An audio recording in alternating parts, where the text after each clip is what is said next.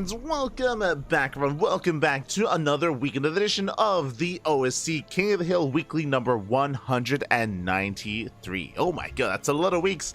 That's a lot of King of the Hills. I'm of course VIP with you. I'm joined by these amazing players, by the people in the chat, and by my plushies as well. Welcome one and all to your weekly dose of OSC King of the Hill content. This is a unique format, one that is near and dear to our hearts here. Welcome to a best of one. Winner takes it all. Well, I guess winner stays on. Best of one King of the Hill style format. We have 15 players. 15 players are lining up, and one by one they will rise or they will fall. And spawning in the bottom right hand corner of Abyssal Reef, we have the Polish Protoss player, the Red Protoss. Representing Offside Esports, it is Cristiano. And spawning in the top left hand corner, we have the South Korean Protoss player, the Blue Protoss. It is Rebellion.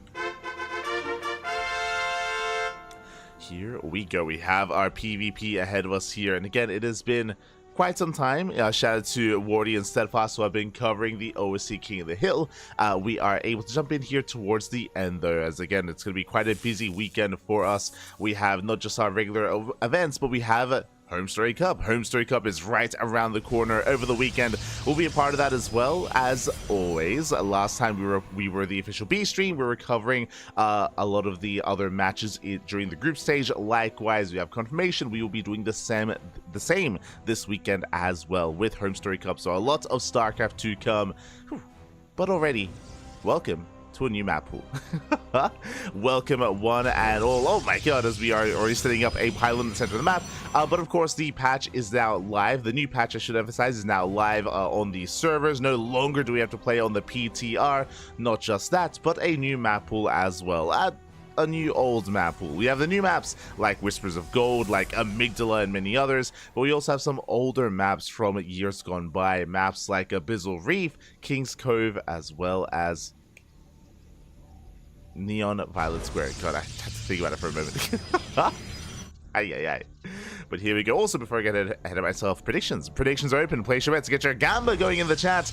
As you can place your bets on who you think will take the series in this best of one.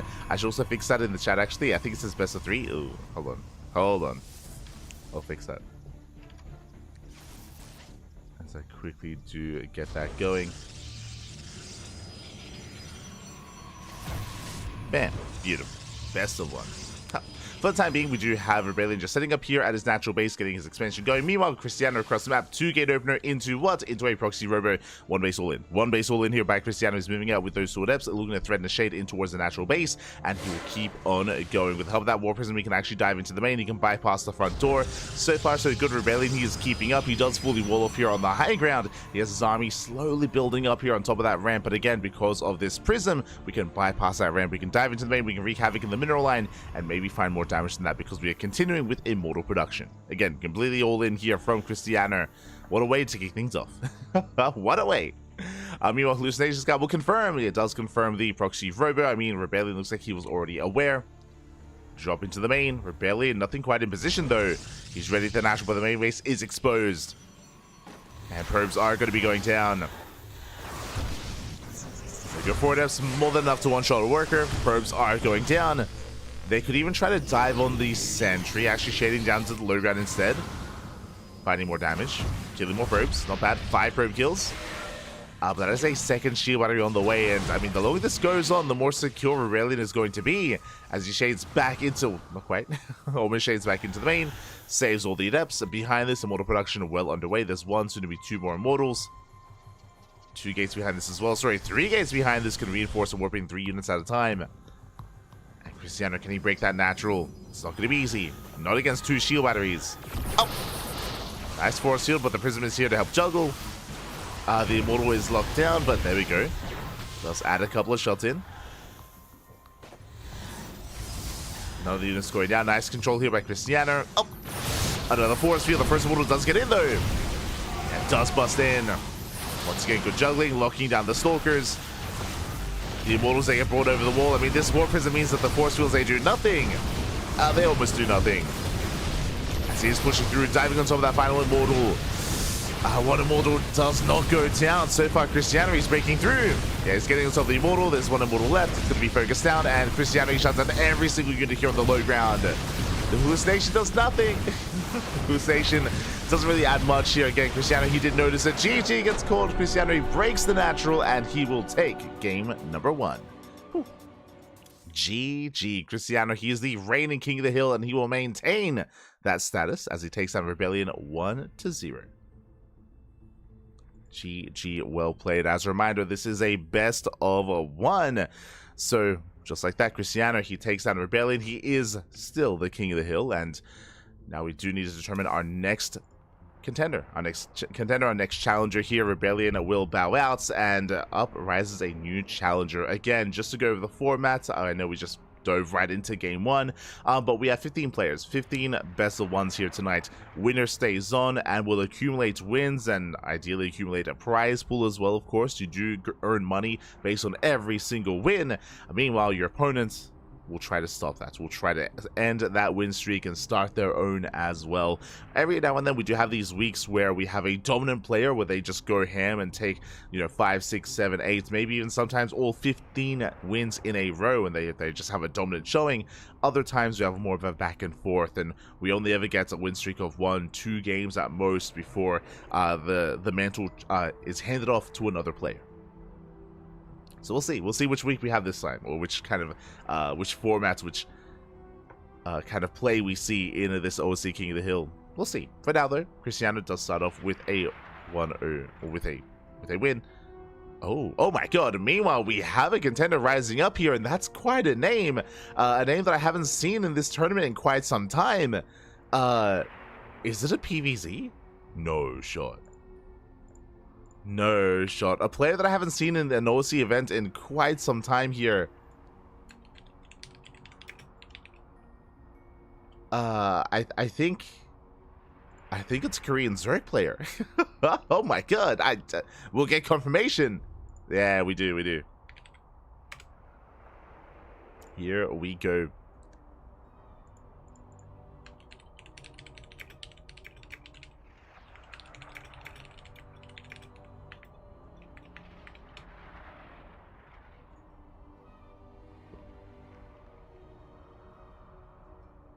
Here we go. Yeah, we have confirmation. Okay, it is going to be a PVZ between Cristiano and Solar. Oh my God. Let's go. It's been a while. It has been a while here.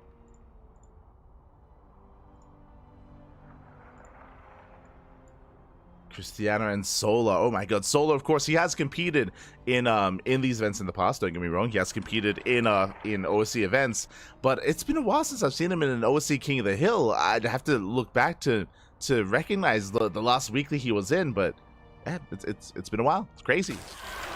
GG. Let's go.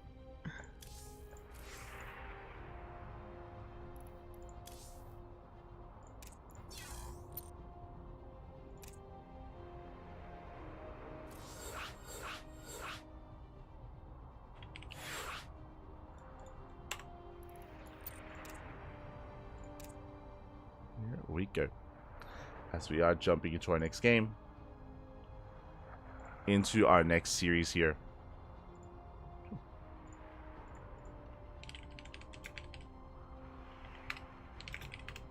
Beautiful.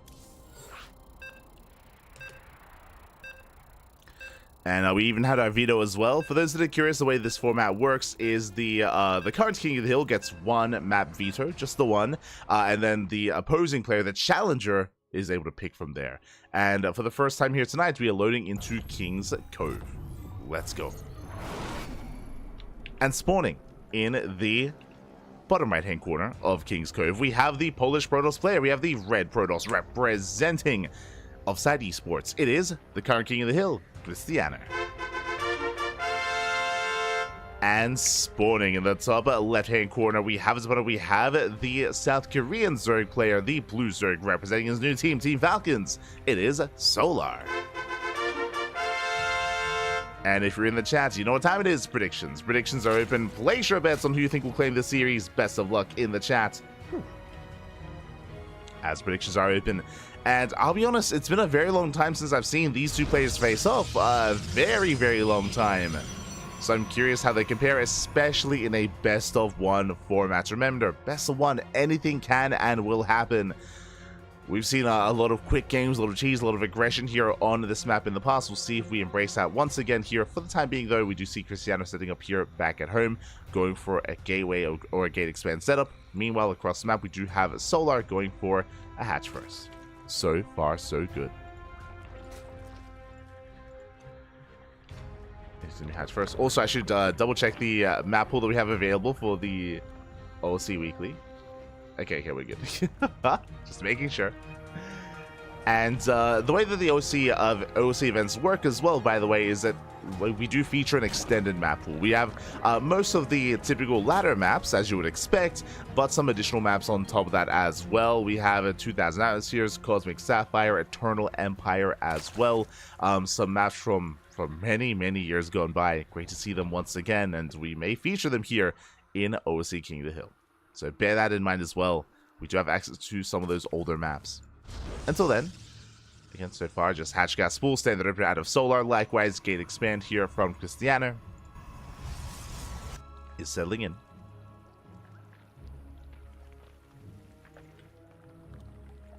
Is it going to be settling in? Initially going for the Adepts and going for a tech of choice. Going to be a Stargate in the main. And Cristiano, as it looks like so far, we're entering a standard game state here, heading in towards the mid-game. Cristiano is very fond of going into these more Immortal Archon-based compositions. It is his go-to. I mean, again, that's how he became the Prince of Poland. That's how he brought down a laser in the House Galactic battle, was with this more robust, bit of a slower style, just building up to a massive amount of Archons and Immortals and snowballing across the map. But now we are on the new patch. We're on the new patch. The Immortal has since been changed, or I should say has since been nerfed in the new patch. So going for that heavy Immortal Archon style isn't going to be as effective as it once was. Despite saying that though, even though it might not be as effective, it may still work nonetheless. It's possible that build is still very much so viable, and you can still go for that kind of composition, even if your opponent does rush into something like Lurkers. But we'll see. We shall see. As for now, the Adepts, they get across the map. 2 Adepts, they can one-shot Workers. They get eyes on the 3rd, and they head in towards that natural. So far, we do have a Solar keeping up. Does pull away, shade into the main. Getting 1, getting up to 2 Workers. 2 Workers go down, not bad. 2 Workers do full, 3 in total. Oracle moves out across the map.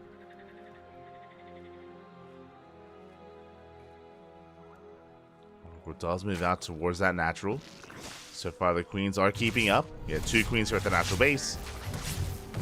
So far, getting to 3 drone kills. Oracle does escape. Once again, not bad here from Cristiano. Getting 6 worker kills in total. And behind this is taking up into a Robo, into a Twilight Council. I don't see a Forge. Oh. I don't see a Forge, and I don't see a 3rd base. Solar, he checks. He scouts and confirms there is no expansion. And Cristiano is staying on 2 bases that much longer. This is looking to be the setup for a 2-base all-in. But I don't want to get ahead of myself. I do recall Cristiano does have a build, as he gets across the map because of the drones, but I recall that he has a build where he goes Twilight Council into a faster Templar Archives into a delayed 3rd base. You're going for a faster Archon production into an Archon drop. Yep, there it is.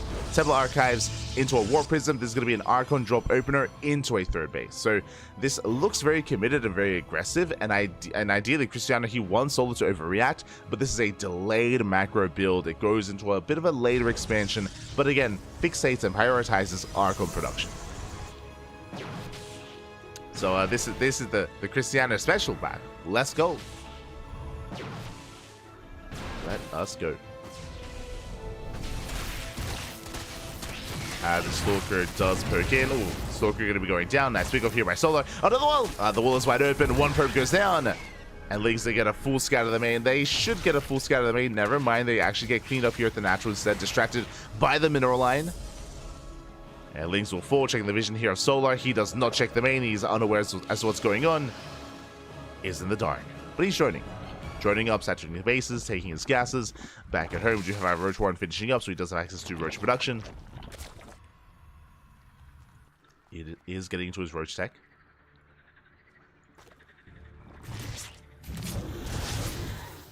Anyways, double Archon drop here towards the third. Up. Going for the queens. Queens are zoned away. Zealots, they warp in towards the mineral line, but the mineral line's empty. Drones, they got sent away. Charge is not done, bear that in mind, but Cristiano, he's catching the queens. He gets one. One queen goes down. Devastation into the mineral line. The second queen goes down as well. Very nice damage. Can he get a third? He gets a third queen. Oh my god. I mean, Cristiano finding a lot of damage early on here. Just catching Solo with his pants down. Getting a fourth queen as well. He gets four. He wants the final queen. And he gets it. 5 queen kills, 1 Archon falls. So a bit of an overextension here from Cristiano. A little bit late to pick up, but regardless, does get the queens. 5 queens, 18 lings, a roach. Very nice value so far. At the same time, he does hit the third, denying any kind of mining. And behind this, Cristiano looking quite comfortable. Very comfortable. Up. Gets a drone. And so he attempts to get another, but last, the Spore does finish up in time. Cristiano pulls away. And back at home, remember, he's building up that Charged Archon Immortal composition. That's a lot of Immortals already here for Cristiano. And he's going to have even more. Like, this is the more, like, oppressive style here, which can really snowball out of control. As I was mentioning earlier, it is very Immortal Archon heavy. This is also why, if you recall, I did mention how this style was specifically nerfed in the new patch, as the Immortals attack rate has been reduced. So now it attacks slower than before, I think by 10% if I remember correctly, so the attack rate is much lower here. The Oracle does get picked off, as Cristiano did leave it unattended. But it looks like despite the nerf to the Immortal, that is not deterring Cristiano. He's still committed. And again, we'll see if it still packs the punch. I mean, again, a 10% speed decrease. I mean, that is something, but is it enough? I don't know. Let's see if we go. Cristiano is going to be pushing. Meanwhile, at the same time, we do see Solar responding with Swarm Host. Bold move. He does spot the move out. I mean, Swarm Hosts, they're not going to be ideal defensively, but they are going to buy some time. As more Archons are morphing in. Charge also to reinforce as well. Solar is aware. And we'll see if Solar can pull off a defense here. He's amassing up 10 Swarm Hosts. A Locust Wave, that will help. As he's amassing up more Roaches. I believe Cristiano, he has not seen the tech. He does not know the Swarm Hosts are coming. Doesn't know. And still amassing up more models behind this to reinforce. Getting a 4th base. Pushing forward. The Biles up. And then quite connects. Locust Wave gets revealed. And he kites back. Does kite back. 1 Archon goes down. And Cristiano, can he get to the fight? Yeah, he will. He dives on in, catches out more of the Roaches. Yeah, he ignores the 4th base. He's going for the kill. He's going for the throat. And Solar, he's in trouble. He is in trouble. Nidus Worm tanks a couple of shots. Roach is getting caught out behind this. And it does look like, yeah, the boys are being pulled. Solar, he's in trouble, and he may just be overwhelmed. The final Archon goes down. GG gets called, and Cristiano, he takes down Solar 1-0. And he is still our King of the Hill. GG. GG, well played, Cristiano. He still got up at mate. You might nerf the Immortal. It's not going to stop him. It's not going to stop Cristiano from massing Immortal, going into his Immortal Archon composition, going for his push. But again, it's so important here that he was able to catch Solar off guard, catch him with his pants down with the initial Archon drop. Remember, it was 2 Archons and a handful of Zealots slow lots, and it was just at such an awkward early time. Solo was not ready for it. I mean, there's no reason to be. And he was caught out. He lost 5 queens in the process. Lost lings, lost roaches, did force a reaction, and alas, snowballed from there. On top of that, the Swarm Host transition from Solar, it makes sense in a longer game. Ideally, use those Swarm Hosts to harass across the map, to pick off workers, to pick off bases, to try to catch up in a longer game. But defensively, they're not ideal, just because they're dead supply. Once you use the first Locust Wave, I mean, there's nothing else there. 1 Locust Wave is all that Solar had with them before Cristiano just went for the kill. So again, like, defensively, it can really hurt you more than anything. GG, well played. With that, Cristiano does take down a heavy hitter. I mean, Solar, he was destined to have a deep run here into, I mean, take everyone down. But last, Cristiano, he is no slouch. He is Chris Tunano, of course. The sparkly Tuna Cup champion. And with that, if Solar can't stop him, can anyone stop him? We're here to find out. Up next, we have our next challenger. It is going to be a PvT between Cristiano and Hon Mono. Let us go.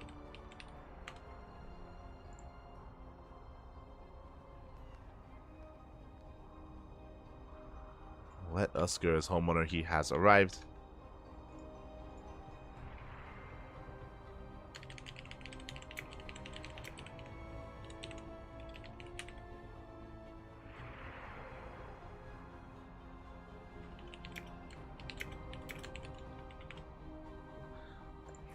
Just trying to make sure I'm aware of the server. One moment. So we are jumping in. We are going to be jumping into Cristiano versus Hon Mono. Beautiful. Here we go. It's going to be on Ley Lines. Okay. Ley Lines going to be an interesting one. A bit of a smaller map compared to King's Cove, of course.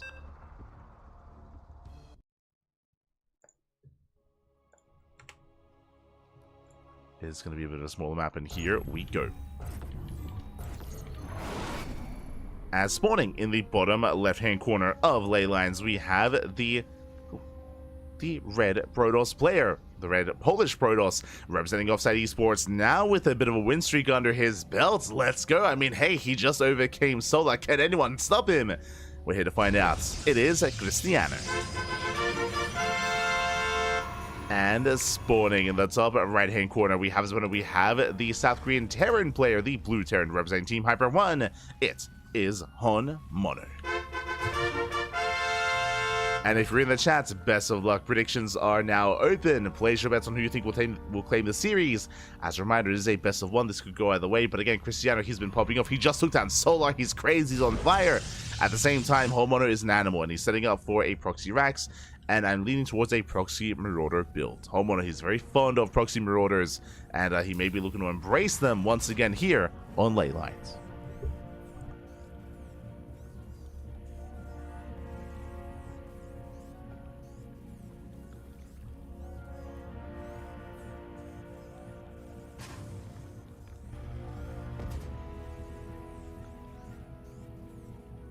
So here we go. As we're getting into our 2 racks. Meanwhile, back at home, Cristiano, he's just settling in. Engage, Cyber Expand. Now, Cristiano, he's a very active player in the online tournament scene. So even though Hon Mono is known, or I should say, even though Hon Mono is hyper aggressive, he has a reputation. You know, everyone knows how aggressive and how much of an animal Hon Mono is.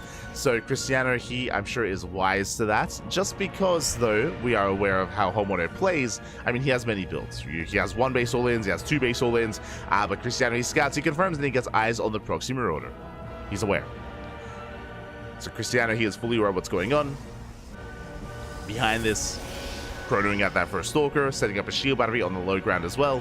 So far, good response. Good response by Cristiano. Cranking out those Stalkers. Meanwhile, Hon Mono working towards Concussive Shell. I'm actually not certain if Hon Mono knows he got scattered. I think he is aware. I think the Rax is already done at that point. So he knows. Or he knows that Cristiano knows. The boys are being pulled, a handful of them. They're here to tank, they're here to throw down bunkers if need be. And Hon Mono, he is going to commit. Behind this is going to be 2 shield batteries. All powered by 1 pylon. So far, Immortal's getting targeted down. Oh, doesn't quite get them. Gatito, almost. It chips away those 2 Marauders that take a lot of hits, a lot of damage. 1 SCV goes down. Cristiano's chasing them very far away from his natural. Has to be very careful here. Does pull back. Remember, Marauders have concussive shell, so they can lock down a Stalker. But the Marauders, they're very low. One of them is 1 shot away from going down. And more boys are being pulled. Hon Mono, he's completely all in. The boys are being pulled. And he's going to have how many? 4 Marauders, soon to be 5. That's a lot of Marauders. We see Cristiano pulling back for a moment. Hon Mono, he's going to be committing. The army is revealed. Pylon is under fire. And Cristiano, he's gonna have to, ooh, I was gonna say pull his own boys. He does have a force field.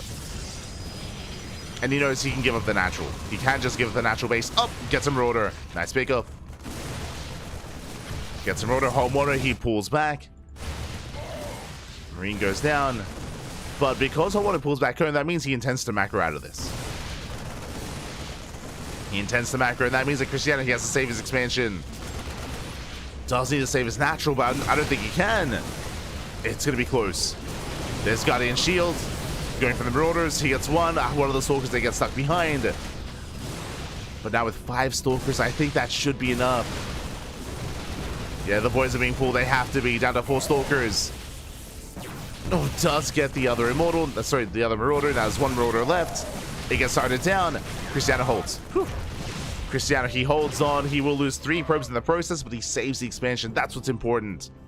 Rack's floating over, and homeowner, he's transitioning back at home. But last, Cristiano, he is still on a better economy. He's on 2 bases, 29 probes. Twilight counts behind this, and he moves out.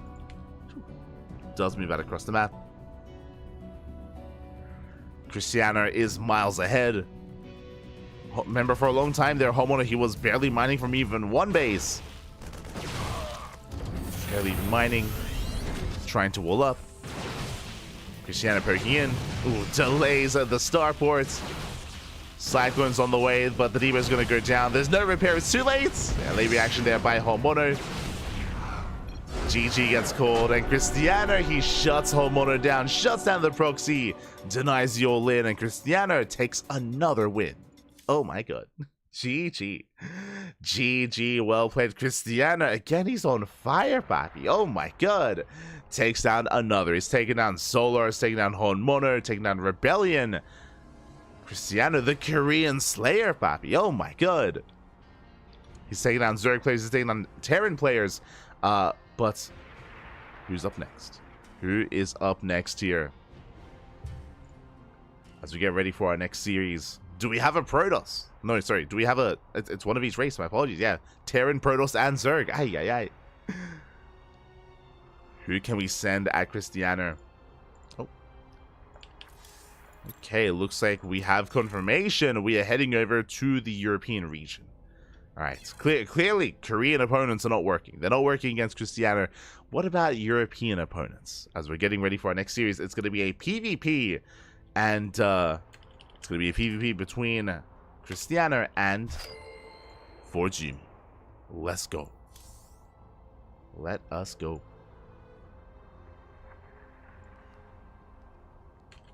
So I very quickly try to set up the players. Beautiful. I'm assuming PvP. Hold up. Oh no.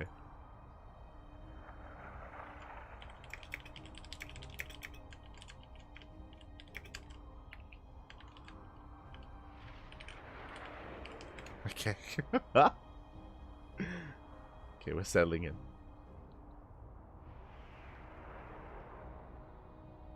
Now, I'm not fully aware what I'm walking into, because the last time I casted Forjimi versus Cristiano, it was a ZVP, and Forjimi did off race as Zerg. That did occur last time. Aye. But I'm being told that it should be a Protoss versus Protoss. Should be PvP. It should be. We'll see.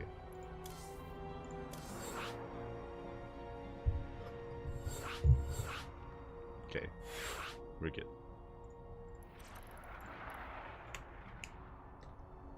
Oh, as our map of choice is going to be a much larger map, we're going to be loading into Frostline. Okay. Frostline is coming up next. Also, Shiema in the chat. Shiema, good to see you.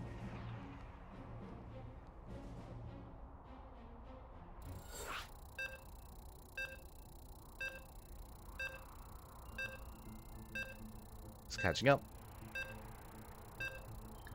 Just catching up. See Cyclones in the chat. I see Kuro. Soundo as well. ¿Qué tal? ¿Cómo estás? Good to see you. I saw Demi as well. I'm sure a sign of things to come. I'm sure Demi will be stepping into the ring at some point. But here we go, spawning in the bottom left-hand corner of Frostline. We have our German Protoss player, the blue Protoss representing Streamer Zone. it is our new challenger, Forjumi. And spawning in the top right-hand corner, we have the current king of the hill, the red Polish Protoss player first representing Streamer Zone. It is Cristiano. Here we go. PvP is upon us. And I do feel like if anyone is to bring down Cristiano, it is going to be a Protoss player. And we have seen many of these trade in the past. Players like Forjumi, players like Gerald, the many other Polish Protoss players, of course. They can all rise to the challenge. And we'll see if we commit to another all-in. As a reminder, Cristiano did go for a one-base all-in against Rebellion, but now we are on a much, much larger map. Again, Frostline is the largest map when it comes to the new added maps to the map pool, not including the older maps like King's Cove or Abyssal Reef. Not including the older maps is quite large. And Forjumi, he does skirt around the edge, is going for a proxy pylon. But it looks to be a fake proxy here, so it's just designed to try to catch Cristiano with his pan. Oh, I should say, try to force an overreaction. Trying to scare Cristiano here as he does dip in, and Cristiano will confirm the pylon is missing. Pylon is nowhere to be found.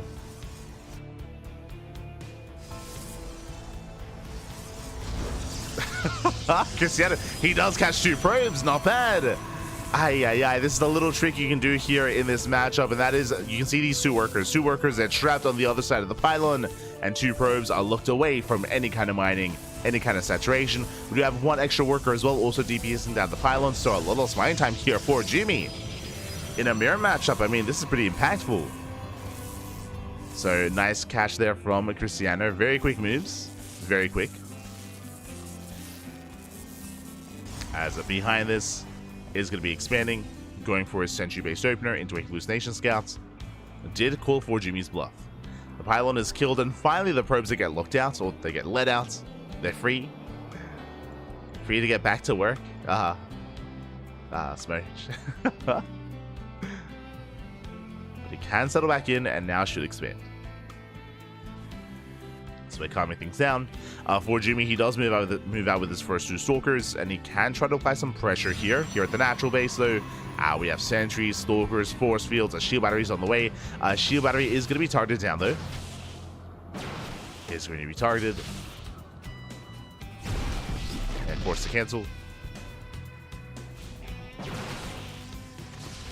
And you can see that Cristiano, he is paranoid about a proxy Stargates. Okay, so, I mean, the fake proxy pylon is paying off.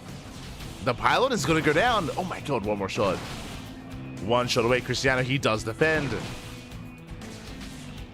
But again, the reason why Cristiano, he was so tentative, and why, I mean, you can even see here, he does rally back towards his natural base. He was convinced there was an oracle on the way. He was convinced. Alas, we see there was none. Twilight Council gets thrown down. For Jimmy taking into a Twilight Council into Blink. And we're building up. Now, at least Cristiano, he didn't lose the pylon, but again, he could have had a cleaner defense here earlier on. As hallucinations are sent out, and we will scout each other. Hallucination towards the main, likewise from Cristiano as well. With this, both players are going to be aware of their techs. Cristiano also taking into a Twilight Council, into Blink, safety robo for detection.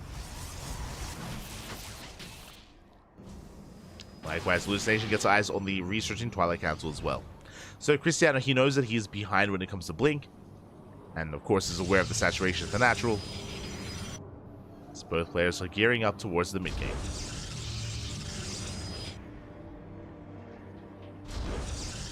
Oh my god, that is a gateway explosion.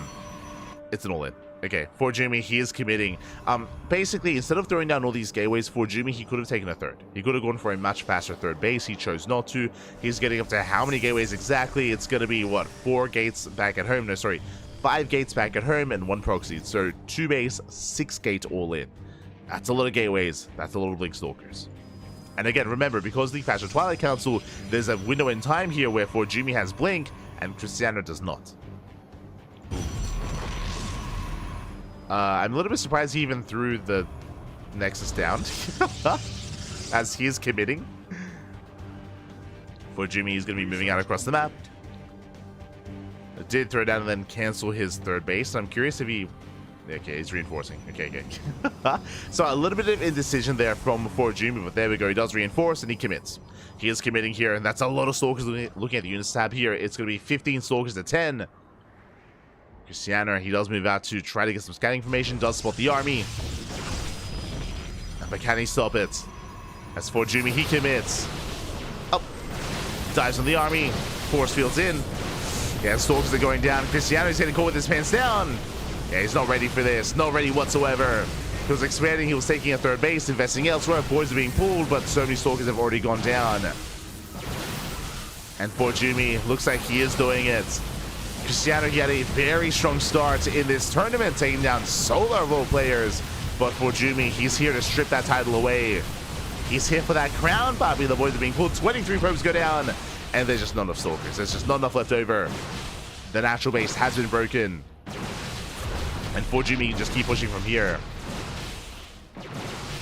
And I see, it looks like Cristiano, he did have the hallucination. So it was a fake third base basically earlier from For Jimmy. Designed to fake out to Cristiano specifically. Then just cancelled, committed to the all-in. The Immortal has arrived, but there's still just so many Stalkers here. The base is so low. Up, dives in. Yeah, catches the Immortal as well. Immortal goes down. Down goes the pylon. Shield batteries depowered. That's a kill on the natural. And technically, For Jimmy doesn't have to push into the main. He's already done enough damage, but he's going for it. He's going for the kill. Forcing himself off the ramp. GG gets called, and For Jimmy will take game, or will take down his opponent, and is now our new King of the Hill. GG. GG, well played For Jimmy. He is our now new Kingslayer here. Cristiano, he popped off. He got a lot of wins under his belt. A lot of big wins as well that I'm sure For Jimmy is thankful. I'm sure he's like, oh, thank you for beating Solar for me. Thank you. I don't have to do it myself, thank God. And with that, For Jimmy, he will take that crown. He will find himself here on top of that hill as the king. GG. GG, well played. For Jimmy pops off in the PvP again. Goes for a fake third base, but again, it was a fake out. It was a 6-gate, 2-base all-in, and Cristiano, he, alas, did fall for it. He believed he was getting ready for a longer game state. He had no idea of the all-in coming his way. As a result, just didn't really have an army to work with, or as large of an army to work with. He was down 5 Stalkers compared to For Jimmy. Down 5 Stalkers. With that, GG, well played. For Jimmy, he will take the win. And the question becomes, who's up next? Who is up next?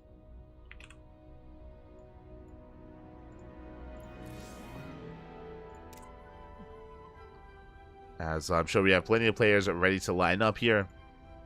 I do see some interesting players here in-game. And, oh, looks like we might have our next opponent. Oh my god, it's going to be another PvP. Okay, it's going to be another PvP here.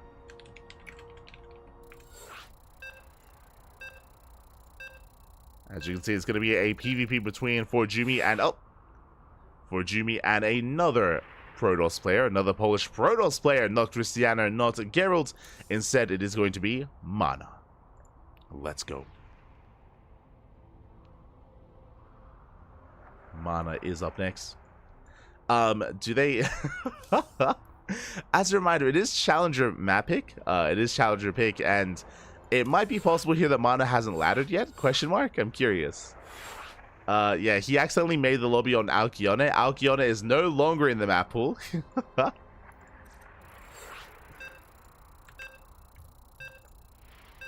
So I don't know if Mana has laddered too much here in the past couple of days, but here we go. Up next is going to be Amygdala. Let's go.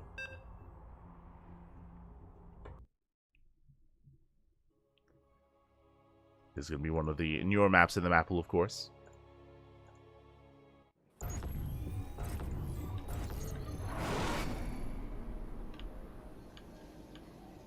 And here we go. Spawning in the bottom left-hand corner of Amygdala, we have the Polish Protoss player, the Red Protoss representing Team Liquid, here to avenge his fallen countrymen. We'll see if he can. It is Mana.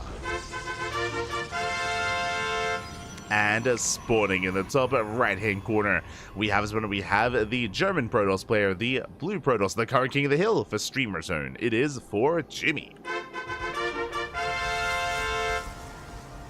And if you're in the chat, predictions are now open. Place your bets on who you think will take the series. Best of luck. Best of luck in the chat as we are settling in.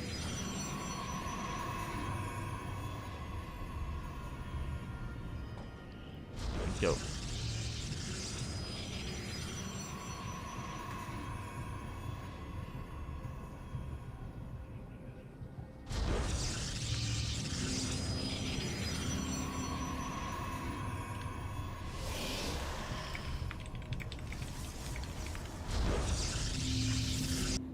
As we do have Mana moving out across the map. Again, Amygdala, this is a much smaller map of the map pool. Likewise, has a unique feature regarding these giant creep tumors that are slowly dying over time. They do naturally expire at the 8-minute mark, or actually 7:57 around that time is what we did notice last time.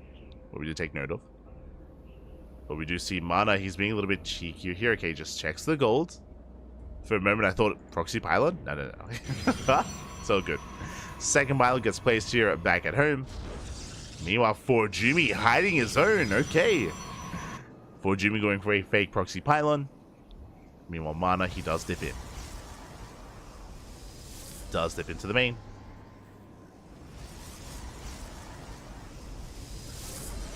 Gets a full scout. Does confirm that the pylon is nowhere to be found. Not yet. Now, we saw this last game, of course, against Cristiano, where Forjumi did hide his first pylon. Sorry, his second pylon. Did hide it. And I'm curious if Mana was even watching that game. I mean, if so, then he would be aware. Does scout, does confirm. Up! No shot. Barely not. Oh my god, he was so close. Mana was so close that barely does not confirm the placement of the pylon. He's still on the hunt, still looking for the real or fake proxy. And you can see Mana even fanning out his stalkers. He's looking for the proxy. A proxy that doesn't exist. Mana even responds with his own robo. He's convinced. Now with this robo follow-up, this means that he's ready for a one-way all-in. He's ready to defend. Throws out his own gateway. And now this defense will soon turn into an offense. That's the power here of a robo opener. Is it doesn't just keep you safe against an all-in. It can turn into an all-in itself. As for Jimmy pokes in, confirms there is no expansion. Ooh, it gets caught out though. Yeah, massive pick off. One stalker does fall. That's a big loss here for Jimmy. In a mirror matchup. Back at home, shield batteries are on the way. Going for his own defensive robo. And Mana is going to have to commit. Yeah, Prism's on the way. Going to be sending it across the map. Stalker does race back home. But Mana, he does have that Stalker advantage. Going for the sentry. Oh, doesn't quite get it. Again, the force fields are available. Shield battery's done in time. So far, good force fields. Looking down the army. He's trying to. He gets one. Trades 1 for 1. Wajumi trying to push forward, but he's getting caught out. Yeah, here come the reinforcements. Ooh, a 2 for 1 trade. Not bad here for Jimmy. But still down in stalkers. Our last has a second shield battery. He's holding. He is holding on. Meanwhile, more stalkers on the way. War Prism as well to reinforce. Jesus. 9 stalkers for Mana. That's a lot of stalkers. Just some hallucinated stalkers here to soak some shots. Immortal has arrived just in time. Yeah, the Immortal is here. But Jimmy, he does shuffle around his stalkers. Mana's going to be committing. He'll have his own force field. Dropping towards the main. He's crazy. Okay. Headed towards the main. Can he force field the ramp? It's going to be close. Up. He can. Yeah, it does force field in time. We'll shuffle over. I should say we'll juggle over here. Stalkers a ferry into the main base. For Jimmy, does he have a recall? Not quite. No recall. The Immortal is stuck. Stalkers are going down, and Mana, he outpositions for Jimmy. Brutal force field locks down one of the immortals. Massive pickup. Immortal goes down, and finally Jimmy breaks in, but it may just be too late. Too little too late. Another force field locks down the immortal once again. Gets both. The boys are being pulled. Oh, Jimmy, he's holding. He is holding on. Forced him out the prism. Oh, no, prism! Oh, one more volley. Barely survives. Barely. The prism lives. Jimmy, he's still up in workers. Still has a better economy, but he's down to 2 stalkers. He barely has an army left. Does have an immortal, though. Once again, diving into the... Oh my god, one more shot! One more shot is all that Jimmy needs. Mana, he's expanding back at home. Boys are being pulled. Prism goes down. Warping is denied. Not bad. But the immortal's going to be targeted, and it may just be too late anyway. This is still critical damage. Sniping probes. Denying the economy. Bearing in mind that, again, mana is expanding. Gets the zealots. The stalker. Immortal pops out. Mana still trading so well here. Diving on the immortal. No shot. He gets it. Oh, shield battery. Shield battery comes into play. Jimmy holds. Jimmy is holding. Oh no! That spoke too soon. The immortal still goes down anyway. He's down to 1 zealot. 1 zealot left. Before Jimmy, he's up to 33 probes. Still no 2 base economy. Losing another stalker. Sorry, another probe from that stalker. And as it settles, where exactly are we? Okay, so Mana, he's down 4 probes. He's down 4 probes. Still rallying across the map. Attempting to stabilize. Jimmy taking a 3rd. Still up in economy. But for Jimmy, he's going to be down in immortal. Mana poking in. Let's poke in. Oh! Gets a couple of volleys off. Doesn't quite break the natural, though. Setting up his own pylon. And Mana, he's committed. Gonna be able to reinforce. War prison's on the way. Does he go for proxy shield batteries? Does he? Let's go. This Mana does threaten a dive.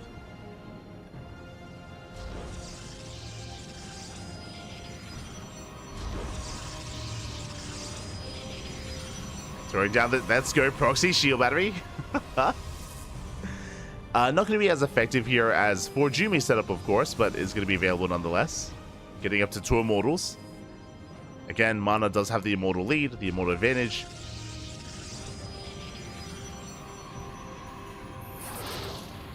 Does have that advantage. Yeah, he's going to commit. Does try to commit here into the natural. Catching up the immortal. Yeah, the immortal is caught. Immortal goes down. Nice juggling here by Mana. Likewise, more force fields. Trying to break through. So it looks like Mana, he might just have enough. I mean, that second immortal adds just so much more DPS. And again, the micro potential as well does save the immortals, falls back.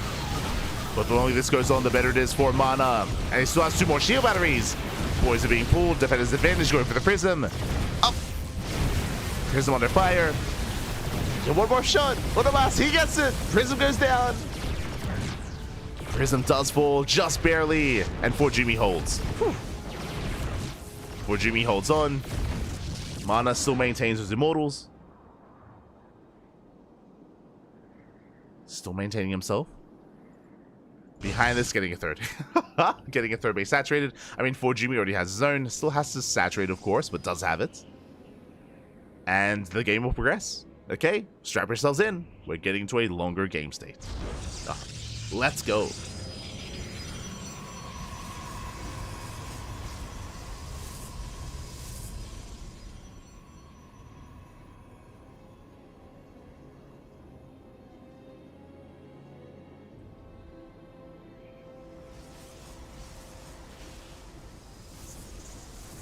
Sorry, a little bit distracted, but we're good. We are good to go.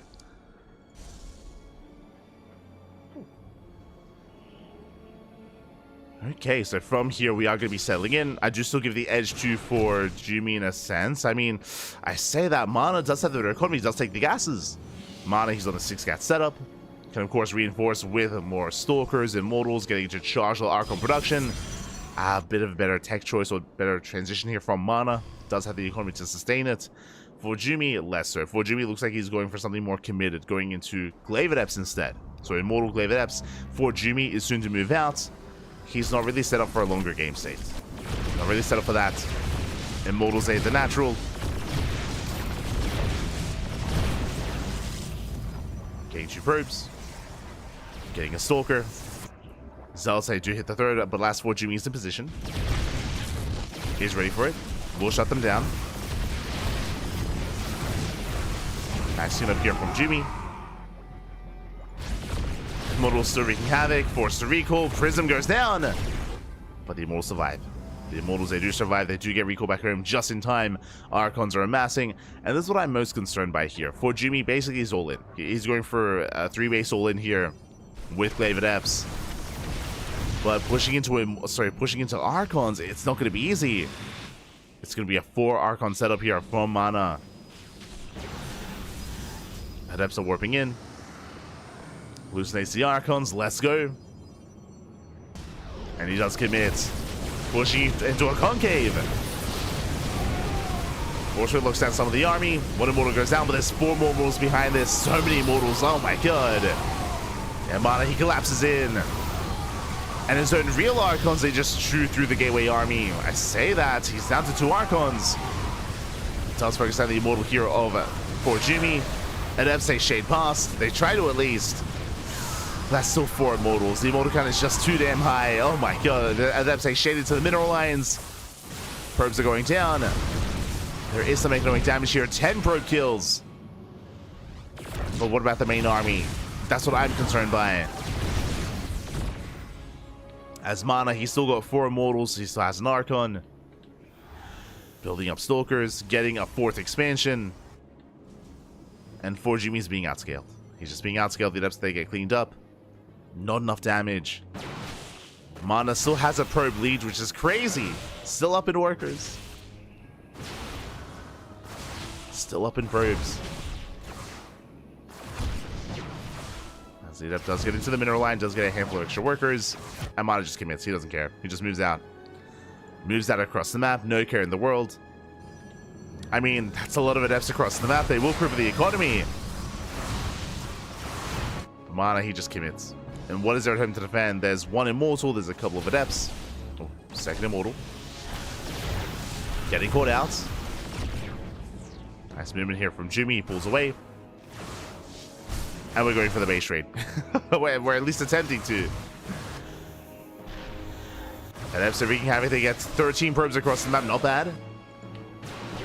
They have 13 workers. Main army gets spotted. For Jumi, he doesn't want to engage. He gets the hell out of here. At least tries to. Get out of here. And Mana will chase down the Immortal at least. But so we can have it killing more probes. 19 workers going down. Meanwhile, the 3rd base falls for Jumi. And Mana, you can just keep committing. As he pushes in towards that natural. Adept shading over. Mana still has a worker advantage, which is still crazy.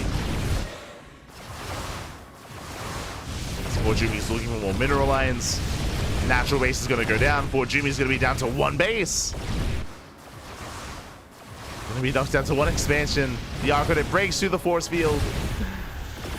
And for Jumi, there's no running away from this. He can't escape. He can't escape the Immortals. Boys are being pulled. That does help. Oof. 1 Immortal goes down. The 2nd one as well. There's the recall back home. Well, the Archon is getting low. That's a massive warping of Stalkers. And Mana may just have to... Oh, defensive DT. Let's go. The DTs. For Jumi. He's down in supply. Down. He has half the supply, but he shuts his army down. The Dark Templar. Let's go. Oh, my God. The Invisible Man. The Invisible Man. He's doing it. 1 Immortal left. He killed 3. Oh my god. I didn't even notice the Dark Shrine. My apologies.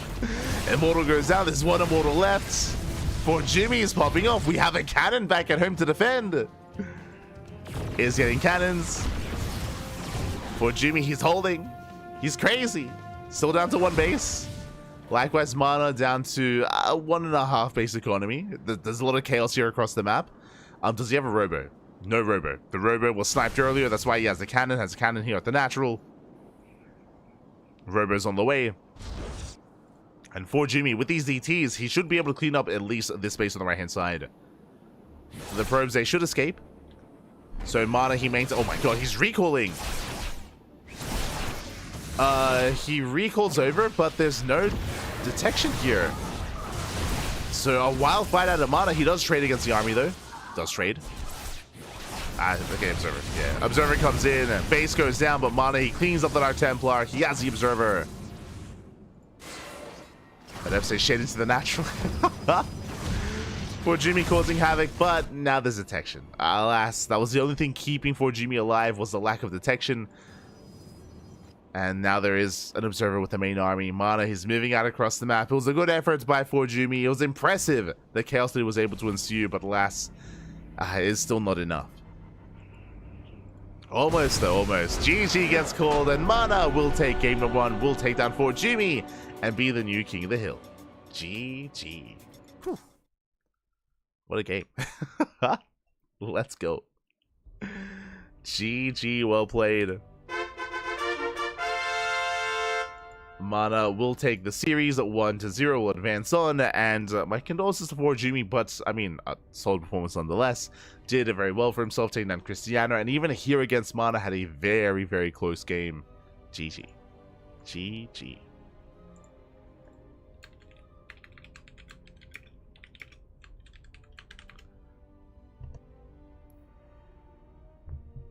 GG, well played. With that, Mana is going to be our new King of the Hill, and the question becomes, who is he up against next? Who is his next challenger here? As we're getting ready for our 6th best of 1. We are getting ready. I do notice a couple of people in the chat. I do notice Shameless is lurking around. I see Gerald as well. I see Shameless. I see Gerald. I see Night Phoenix, Nicaract, and many others. I saw Mixu earlier.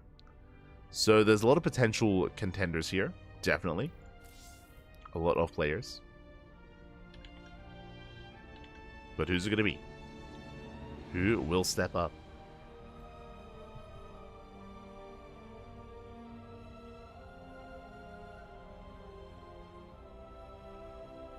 Here we go.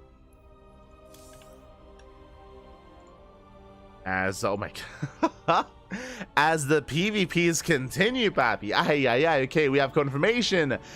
We are actually burning through a lot of these Polish Protoss players quite quickly here. We have gone through Cristiano, we have Mana, of course, and now we have up next, as you can see here, Mana versus Gerald. Oh boy. The PvP is upon us in more ways than one. Protoss versus Protoss, Poland versus Poland. Let's go. We're the old guard against the newer generation. And we'll see who is able to take this one. I mean, again, this can go either way. I do rate a lot of these players quite similarly, especially in PvP. They can definitely take it against each other. So it is going to be a tough one to call. You can definitely argue that, again, Mana, he has been a staple of the European region for a very, very long time, but I do feel like in the most recent years of StarCraft, players like Cristiano and Gerald have definitely been able to keep up, if not surpass Mana when it comes to being the prominent Protoss player in Poland. But in saying so, it's still going to be quite close between them.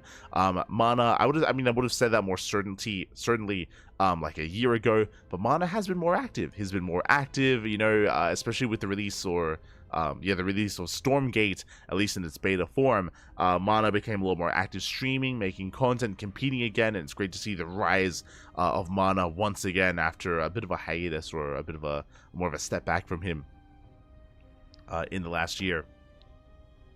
And yeah, as a result, this is not clear-cut. Not going to be clear-cut at all. Oh boy. As our players, they need a moment to set things up, to get things going.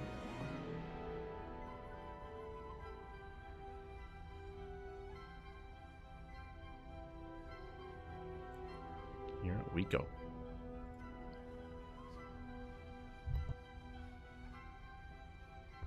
Here we go. As we are getting things ready. It looks like our players, they need a moment. They do need a moment to get things going. More than happy to give them some time.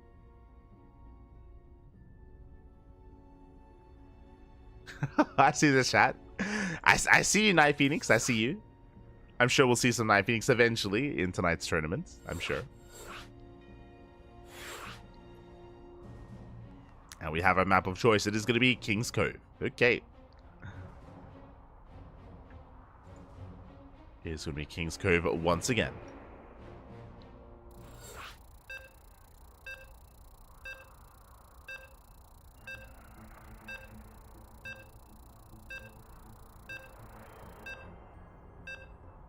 Here we go.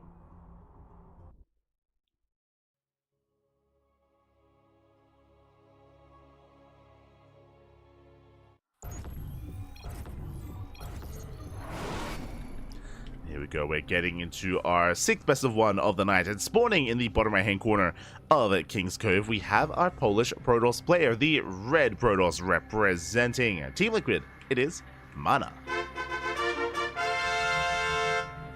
And spawning in the top left hand corner, we have his opponents. We have the other Polish Protoss player, the Blue Polish Protoss, representing Streamer Zone. It is Gerald. And if you're in the chat, predictions are open. Place your bets on who you think will claim the series.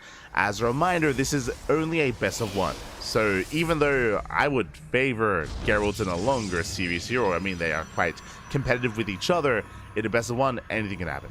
Anything can and will happen between these players. So best of luck. Best of luck with those predictions. As we do embrace our PvP once again.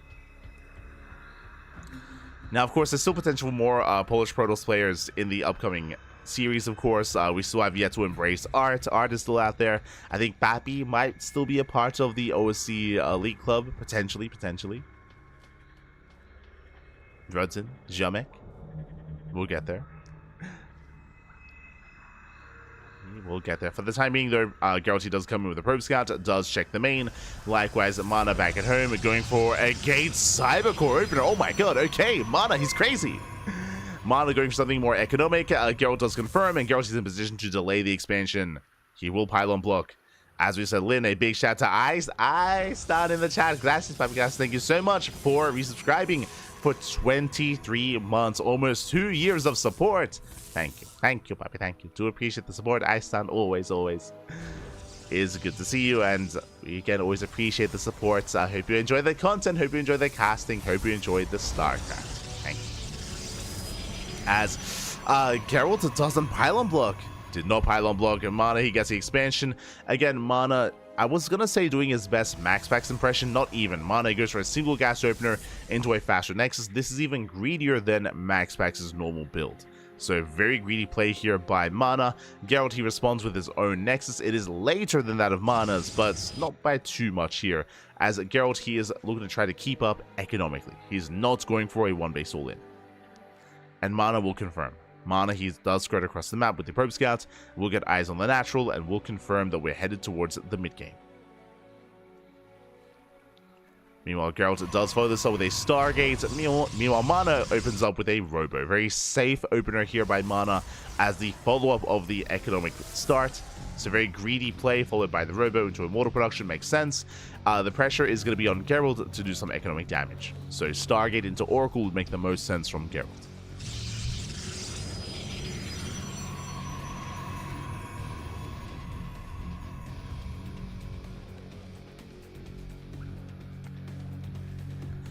We go. As Gerald, he is scouting, checking for any proxy locations. Twilight counts a follow-up. Stargate is done. First Oracle should be on the way. Here we go. And back at home, Mana, how does he make use of the Robo? He's going Observer first. So just playing it safe. Observer first, scouting information, detection. Going to be harassing with a couple of Adepts, but focusing on saturating his natural. So building up towards the mid-game. Gearing up for the mid-game. And And we'll see who is going to be the aggressor initially, or if we enter a more later game state here and just take a third.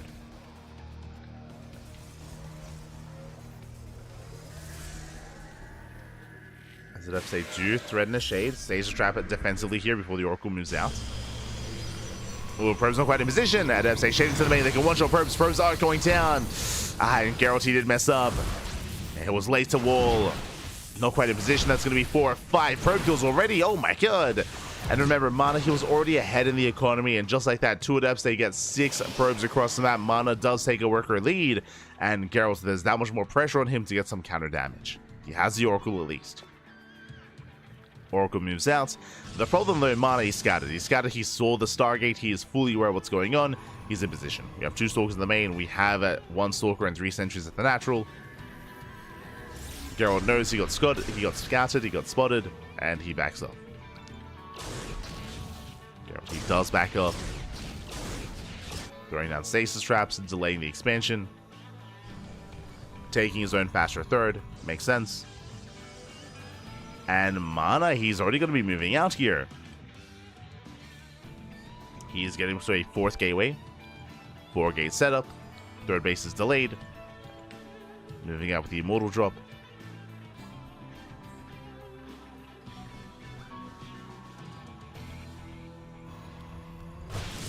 As that's a shade into the natural, they get some counter damage, not bad. 4, 5 probe kills. 5 workers go down. Mana reinforcing. Just outside the 3rd.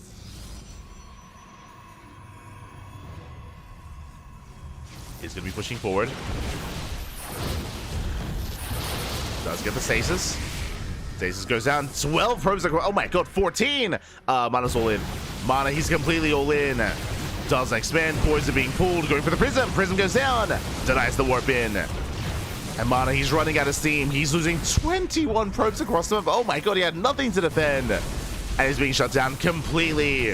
And Mana losing every single unit. He does have 1 more Immortal coming in to reinforce. He's still in this. Blade comes into play. But again, this is all that Mana has left. He's down to 14 probes. Oh my god. I was not expecting the Oracle of the Adepts to just get that much damage, and GG gets called. There's no more reinforcements, and Gerald, he will take the game. He will advance on as the King of the Hill. GG.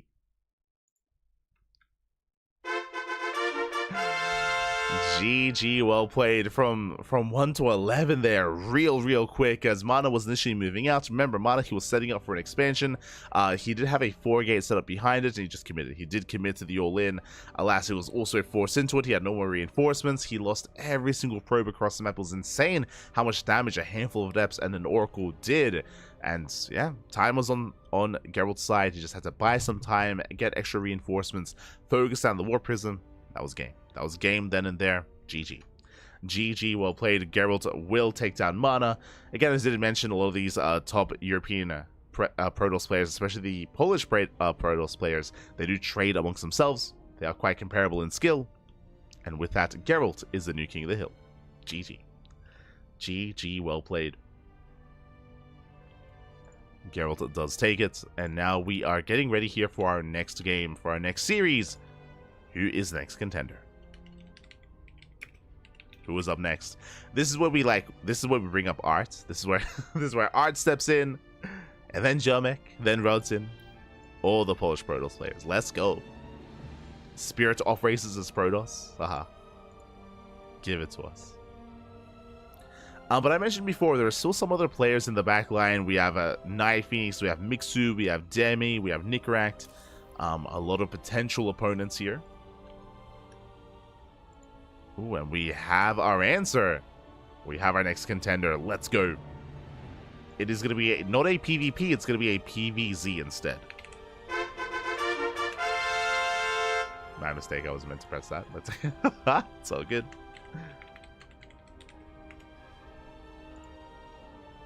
As we are setting up for our next game.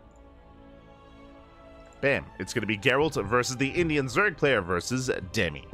Shout out to Demi, of course. Demi, he was lurking in the chat. was lurking there. And again, Demi is a wild card. For those that don't know, Demi, he can pop off, he can take down any Protoss player out there. I think it was merely a couple of weeks ago where we saw Demi take down Nightmare in a very impressive best of one. Demi, he's very fond of muta play. If he can, he will get into mass muta if he sees an opportunity for it. Likewise, he can be very aggressive with Lings. He can go for these Ling floods, these Ling rushes as well. Just very aggressive, very unpredictable at times.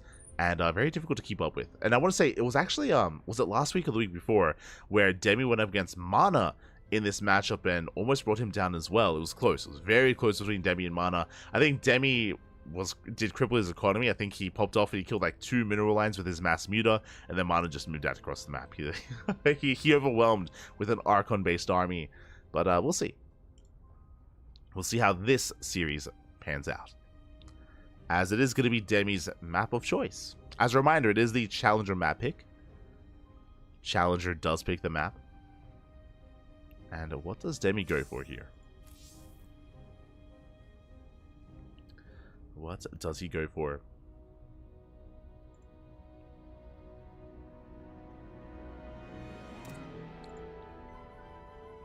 As again, if he did want to embrace something like mutas, I'm sure he'd go for a bit of a larger map. I can definitely see him making use of maps like Abyssal Reef.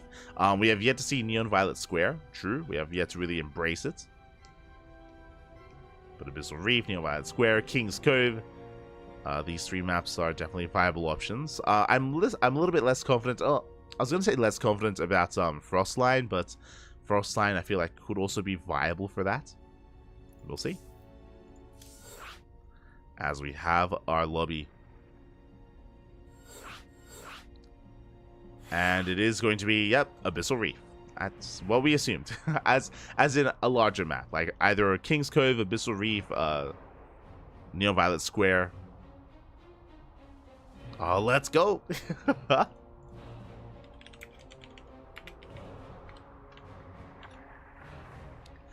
Actually, I wonder if he's watching at the moment here, but apparently Demi, he's doing this for Sheldon. For Sheldon, let's go. I don't know if Seether is lurking in the chat. Is he? Oh god. But apparently this is for Seether. Sheldon. As we are getting in.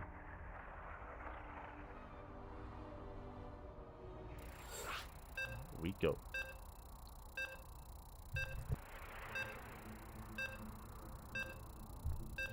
As you can hear the beeps. And we are loading in under the sea. It's been far too long. Far too long.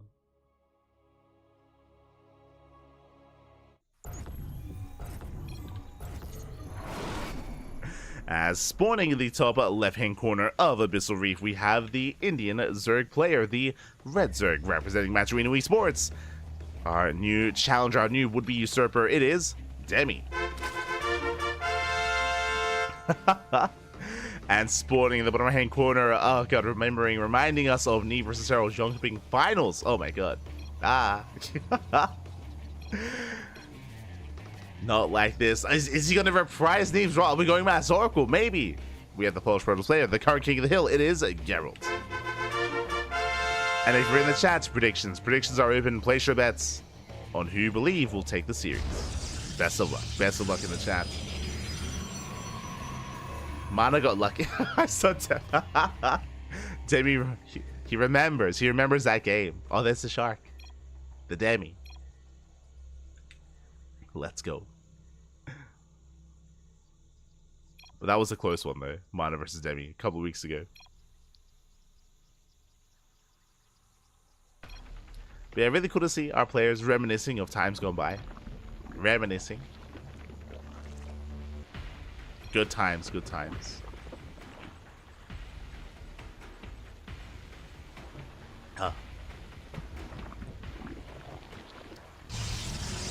I said again, I can't believe 2018, that was 6 years ago. Technically, I think Young Shipping was even longer than 6 years ago as well. Jesus. As in, it was earlier 2018. Not like this. Not like this. So we are settling in. So far, so good. Gate expand by Gerald. Likewise, Demi going for a hatch gas pool. If you maybe have not tuned in to this tournament, or I should say this map before, if you're maybe a little bit newer to StarCraft, Abyssal Reef was a map from years gone by in the early years of Legacy of the Void. The reason why they're talking about 2018, this map was active back in 2017 to 2018. It was in the map pool for a year. From 2017 to 2018 was in the map pool for a full year. Very, very long time.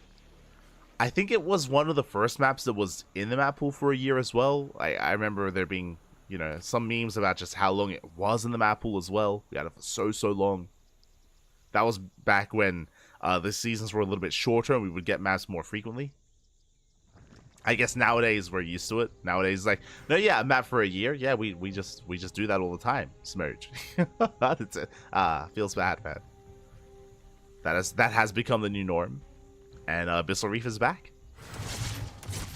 Abyssal Reef is back. So far, Demi holding on. Attacking his own queen for a moment, but it's all good. Does defend.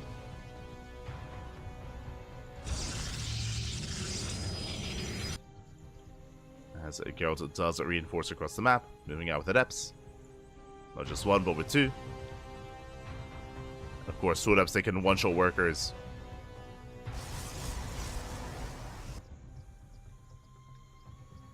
Can get into the mineral line. We'll keep an eye on Gerald's Stargates and see if we go into additional oracles. If he if he commits.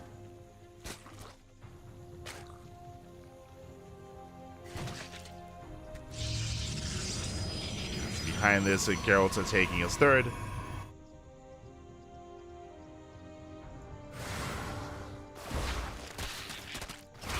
Wings, they do catch out the adepts, not bad.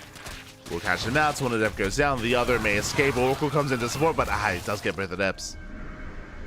Which means this third base is going to be that much more vulnerable. Alas, Debbie doesn't have any more lings, he's droning. Just droning up, saturating his bases, getting ready for the Oracle harass, 2 queens in the main, Spore at the natural, and 2 queens at the third. Oh, the Spore, that's a kill! That's a kill, not a cancel. Spore goes down, 2 more drones, 3 more drones. Very nice damage here by Gerald. Demi heals just 1 second too late with those queens. Needs to get here a little bit sooner. And Gerald pops off. Not a bad start. Not a bad start here for the Protoss. Back across the map, Lings, they hit the third base. As we mentioned before, because the adepts went down, that means the third base is exposed. As it cancels on the pylon. Pylon gets cancelled. Nexus under fire.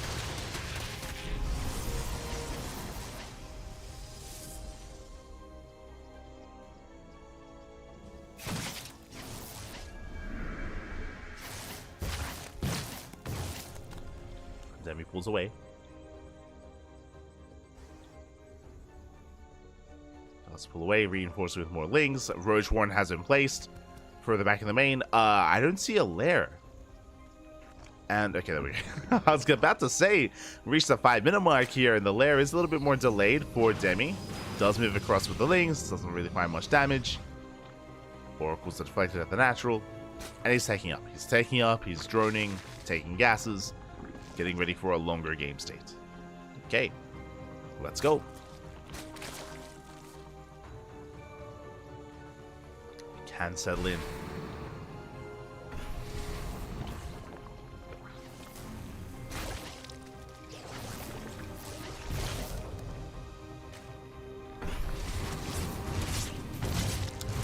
Oracles, they do just screwed in between the bases, just focusing down some tumors. No Oracle goes down yet. Gerald's going for a standard follow-up into +1 and Blink. And again, as we look into Abyssal Reef, you can see some of the features already. It's very defendable on 3 bases. You can see Gerald, he fully walls off the natural ramp, so there's no potential for link harass. Likewise, he's walling up here towards the north as well, walling up that top side, and can now take the 4th. And again, because of the terrain, this 4th base is very defendable. How do you gain access to it? You have to come up from the low ground ramp or knock down these rocks. It's quite awkward to really engage, so very easy 4-base setup here. Even an easy 5-base setup, as once you get this 4th base, this 5th base comes quite naturally as well. As it's looking quite defendable, there is that 1 entry point. Again, as long as you have control of the high ground. Meanwhile, no surprises here. I mentioned before that Demi, he is one that loves investing into mass muta. There's a Spire, mass muta. Mutas are going to be on the horizon here for Demi. It's what he is known for. It's his signature move. Meanwhile, Gerald, he does already move out. Blink is done. Applying some pressure here at the 4th. Does spot the expansion.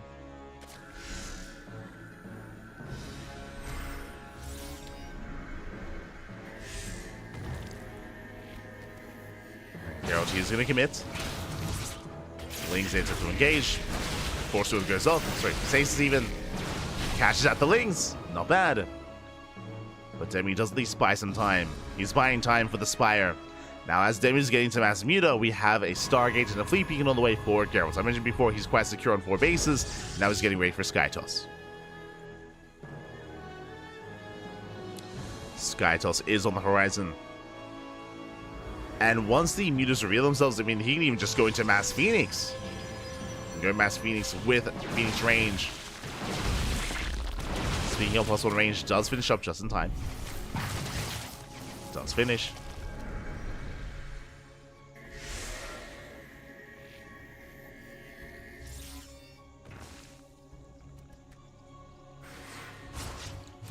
Likewise, they do shade behind the mineral line.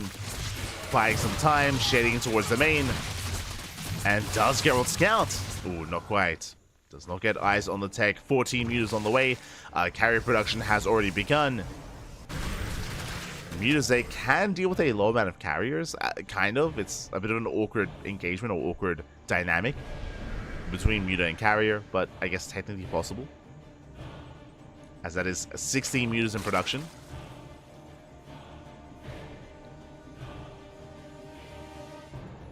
Is going to be 16 mutas. Demi rotating over towards the 4th.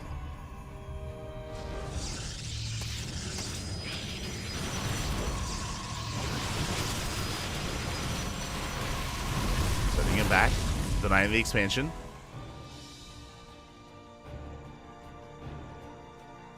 Does deny the 4th base. Mutas are making their way towards the mineral lines. Motherships on the way. But these bases are so exposed. Again, remember, Geralt, he did not scout the tech. He has no idea. He did not see the Spire. Mutas, they hit the natural. Probes are going down. Okay, 5 workers already. Carriers are revealed. Can he get a carrier? Oh, the shield battery does help. Storms Ace don't away the mutas. 1 muta goes down. He does bust into the main. Gets a cannon. Cannon falls. Another muta almost falls as well. There's, oh my god, 3 more cannons here at the 3rd. Demi doesn't find too much more damage. Lings and Ravagers, they hit the 4th base. Mutas are coming from behind. They barely bring down the cannon, but does Demi have enough to break this expansion? He does not. Does not, has to back up. Does get 14 probe kills. And he's committing to mass muta. 13 more mutas on the way. Roach Ravager getting targeted down. Rough losses for Demi. Demi, he's on 91 drones. Jesus. Let's go. He's on 8 gases. 91 workers. Still committed into mass muta. And now we have some corruptors on the way. Phoenix production has begun for Gerald. And he has how many carriers? He has 4. 4 carriers for Gerald. 3 towards the north. 1 here towards the natural. Mutas are coming in. It's going to be 28 mutas for Demi. And yeah, it doesn't quite gain any ground. Lings, they hit the 4th. Not bad. Going for the mineral line. And does wreak havoc. Like as mutas, they do catch an Oracle. Not bad. More Phoenixes are amassing. And everything here shoots up. We have Phoenixes, Stalkers, Storm, Archons. Demi cannot fight this. Even though Demi's maxed out, he just doesn't really have an ideal army. He has to slowly trade out these mutas for Corruptor. And even then, it's not going to be easy. As Geralt, he's maxing out. And Demi, he's just been outscaled. He just cannot fight this. Yeah, GG gets called. GG gets called. There is no final fight. The writing was on the wall, and Geralt will take down Demi and maintain himself as the King of the Hill. GG. GG, well played. Again, Mass Muta does very nicely when it comes to harassing, hitting bases, going for mineral lines, picking off key units, but defensively in a head-on fight, they struggle. Mutas, they cannot fight head-on. They're very fragile units, especially against that kind of army composition. I mean, even get rid of the Phoenixes, but just purely the Stalker, the Archons, the Storm, even if it was just a ground-focused army, Mass Muta could do nothing to it. And GG.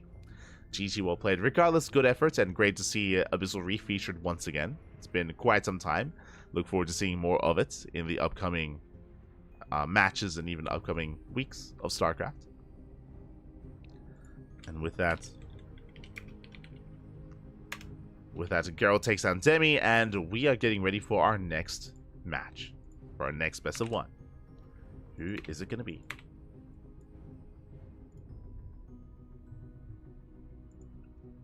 Here we go. As we get ready here for our 8th best of one of the night. Gerald's on a bit of a win streak. He's on a bit of a win streak here, taking down Mana, taking down Gerald, and it looks like we have another PvP. Here we go. It's going to be another Protoss versus Protoss. We did mention his name earlier as one of the players lying in wait. It is going to be a PvP between Gerald and Shameless. Let's go. This is going to be another close one here. Shameless, of course, he is a very strong up-and-coming player in the European region. Shameless only hitting GM, what was it, end of last year, end of 2023. Shameless rising through the ranks over the course of the entire year, and nowadays Shameless is a very notable, or should say very regular contender in these online tournaments, whether it's events like this, events like the Sparkling Tunic Cup, the Nations Total Tussle, your typical online open weeklies. Shameless is there, and Shameless is there to take maps, take series, and we'll see if he can bring Gerald down. Here we go.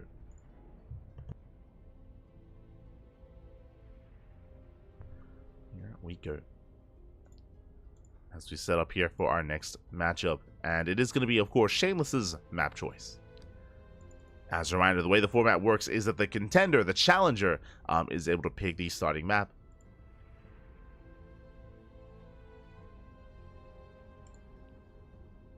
So we'll see where he sends us. Likewise, we are halfway through. It feels like it hasn't been too long here, but we are halfway through the broadcast. Again, 15 best of ones, and we're here at match 8. So over the halfway mark here at this point. Get a lot of PvPs already. I'm sure more to come. We haven't seen too many Terran players here tonight. I'm still waiting for, I mean, when it comes to our regular Terran contenders, we have players like Bjorn, players like BabyMarine, Nickract as well. Those are the players that I'm thinking of, at least when it comes to Terran representation. Does any other Terran come to mind? Quanta, true, Quanta does compete from time to time. So Quanta, BabyMarine, maybe Battle B. Those are the players that we expect to see. So we'll see if we get another Terran opponent at some point. So far, it's only been Honmono.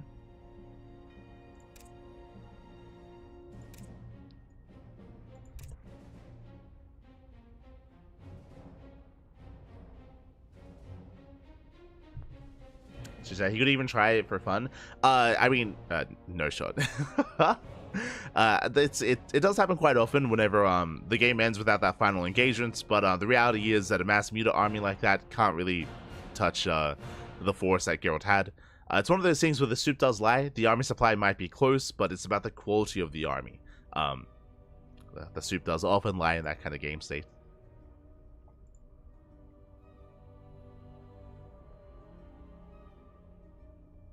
Suffering for fun. True, true.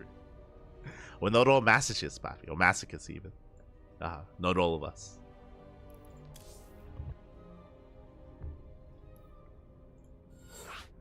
Oh, and we have our map. Okay, we're going to be loading into Frostline.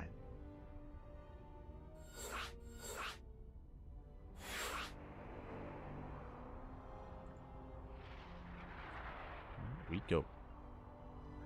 Frostline, of course, one of the larger maps in the map pool. Interesting. Because of that, as we mentioned before, this map is vulnerable or is prone to proxies. True.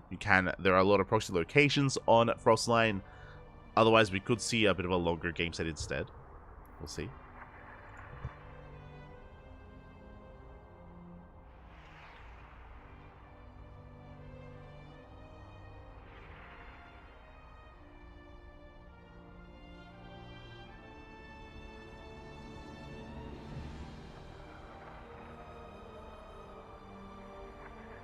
And it looks like our players need a moment. All good. Our players, they need a moment here. Need a moment before we do jump into our next game. So we're going to be going on a short break. And when we come back, we will have our 8th series of the night. I mean, it makes sense. We're halfway through the night, halfway through the broadcast. So take this moment to get some snacks, get some food, get some water. And we'll be back soon with Shameless versus Gerald. See you soon.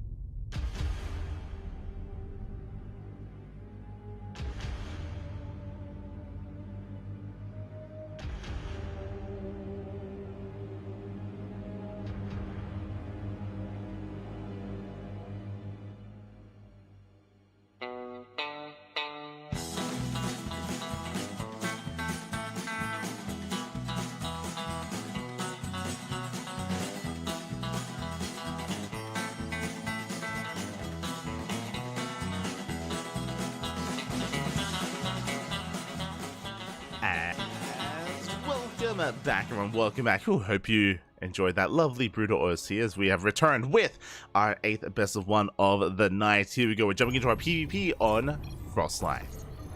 And spawning in the top right-hand corner of Frostline, we have our new challenger. We have our would-be usurper. We have the blue Protoss player representing Team Little Fairy. It is Shameless. And spawning in the bottom left-hand corner, we have the red Polish Protoss player representing Team Streamer Zone. It is Gerald. We go. We have our PvP upon us. Again, we're loading into Frostline. Once again, it's time to get juiced up. Let's go. The juice is here. We are jumping in. Again, this is one of the, or if not the largest map that has been introduced in the new map pool. Of course, discounting the older maps like Abyssal Reef and King's Cove alongside Neon Violet Square. Outside of those older maps, we have Frostline. As a result, we could see Shameless throw down a real proxy pylon or a fake one.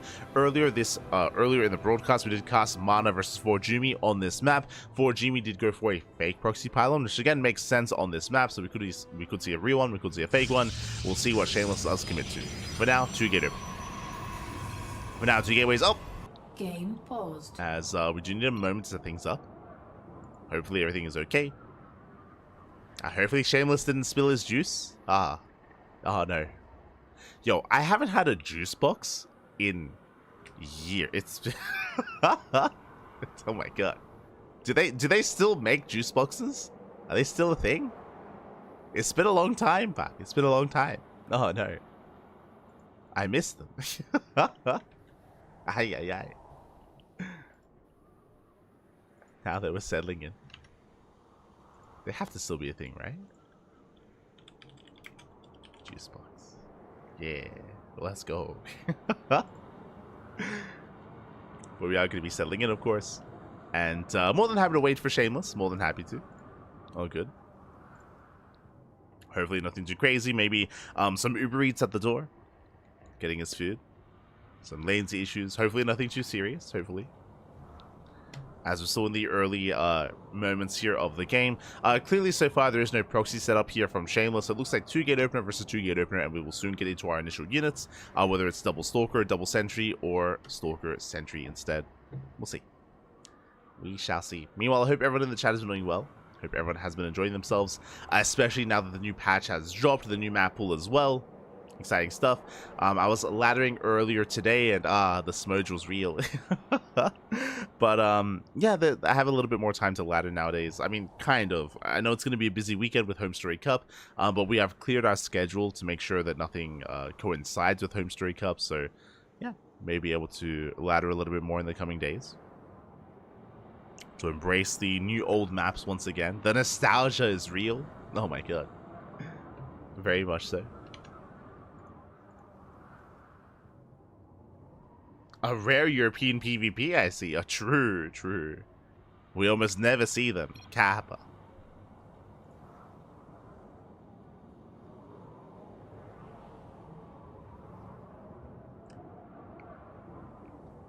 They still make juice boxes. Okay. Oh. They probably have paper straws now. Oh, maybe. True. Oh no. What has become of the juice box? As for now, we're settling in. Again, 2 gate opener from both sides. Cybercore is on the way. We scout into the main, and Gerald does throw down a second pylon between the gases. Likewise, Shameless does something similar. And no one is hiding anything, no one is proxying anything. Not yet. So far, so good.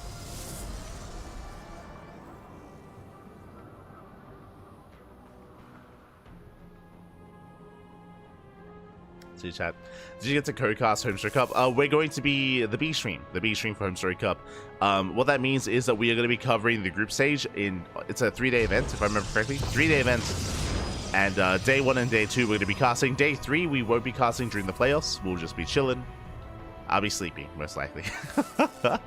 Or my sleep schedule might be ruined enough to just watch it. True, I could just watch it live. We'll see.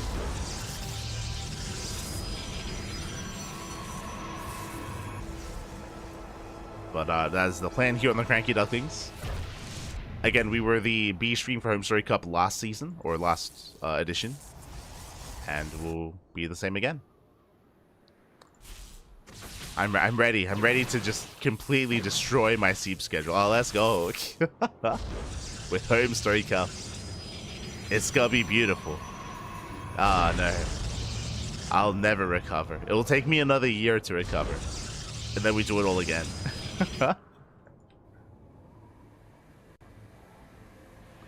Regardless, definitely something to look forward to. Is going to be a Stargate opener out of Gerald, Stargate into Oracle. Meanwhile, Shameless going into a Twilight Council into Faster Blink instead. Gerald poking in.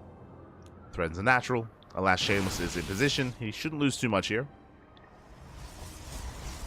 Does deflect, does defend his natural.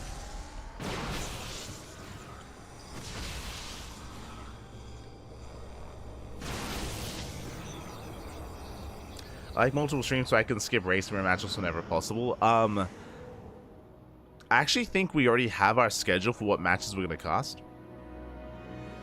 Let's double check here.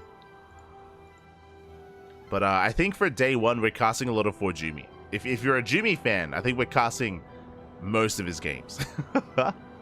We'll be there. As is usually the case, the mainstream, they get priority. So they pick their matches, they pick what they want, and then we get whatever's left over. So I think we're going to be all over Jumi. Day one. As we have double depth threading a shade. Oh, Shameless late to throw down the wall. Yeah, he was distracted by the Oracle. Oracle does distract. Force Field looks down one of the Adepts. Adepts are going to go down, but they still get some probe kills. That's going to be 2, 3, almost 4 probes going down. Up. Barely. Does get... No, does not. Okay, does not get the 4th worker. Never mind, Oracle comes in, gets a 4th probe. Not bad. Damage is dealt, and Gerald pulls away. Just like that, Gerald does take a worker lead. Throws down 2 extra gateways back at home, going into a 4-gate setup instead of expanding. Uh-oh. So, Gerald, he does delay his expansion. Shameless throws down his own 3rd. Gerald, not too far behind him, but bearing in mind he will have extra stalkers. Extra warp ins are available. Gerald can be the aggressor.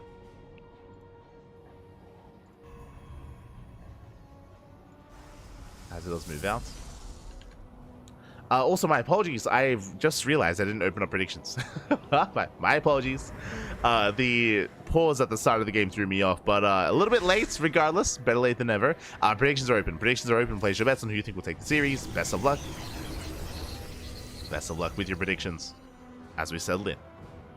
I mean, more or less, we are kind of keeping pace with each other. Shameless getting his 3rd, so is Gerald. Remember, Gerald does have extra stalkers. He's moving out. There's a stasis on the high ground from Gerald. He can try to bait the army in. Does hit the 3rd. Shameless. He's unaware. So far, he's unaware. We'll walk in. Stasis goes up. Gerald, he dives in. And the Stalkers are going to go down. Massive catch hit from Gerald. Shuts down the Stalkers. Chases down the probes.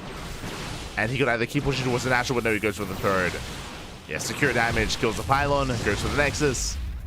Shameless trying to respond. Stasis is about to run out. And Shameless, he can try to surround. Try to collapse in. Alpha bleeding out too many Stalkers. And Gerald, he gets away. Does pull back in time. At least Shameless saves the expansion. Reinforcements coming in. And Gerald, he's just overwhelming Shameless. Immortals popping out.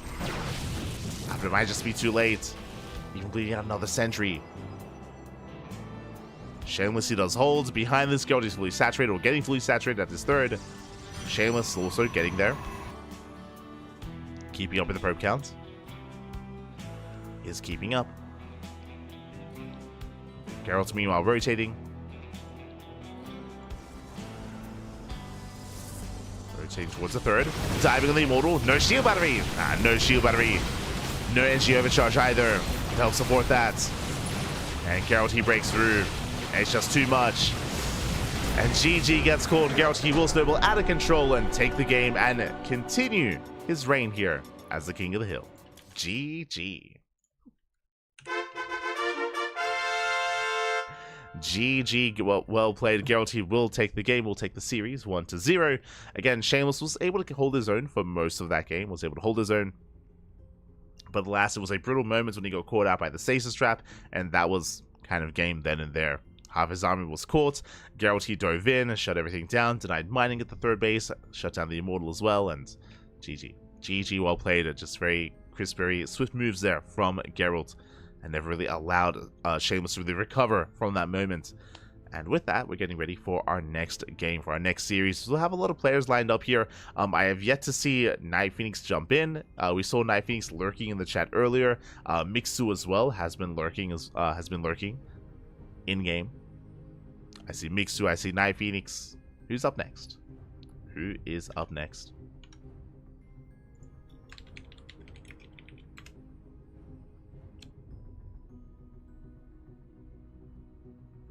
I didn't realize Gerald was on the list. Yeah, we have a lot of the big names. I want to say most of the big names in Europe are going to be in this Home Story Cup. Great to see a lot of these players coming out of their vacations. A lot of them have been on break and have rarely even competed these past couple of months post EWC. I need to be careful about that. But here we go. We have our next series. We have confirmation. I mean, no surprise here. He was lurking earlier for a while, actually. It's going to be a PvZ between Gerald and Mixu. I mean, hey, someone was talking about Cyril earlier. Mixu rising up. Cyril's firstborn, of course. Kappa. Let's go. Mixu is stepping up to the plate, and it looks like we have a map of choice. Mixu choosing Whispers of Gold. Makes sense. Whispers of Gold, of course. It is prone to what is a map that's known for all-ins, known for roach-based play.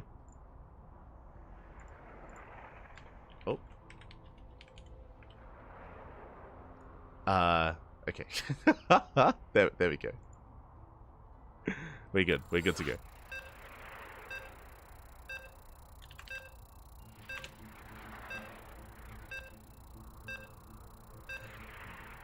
We're getting into our ZVP here.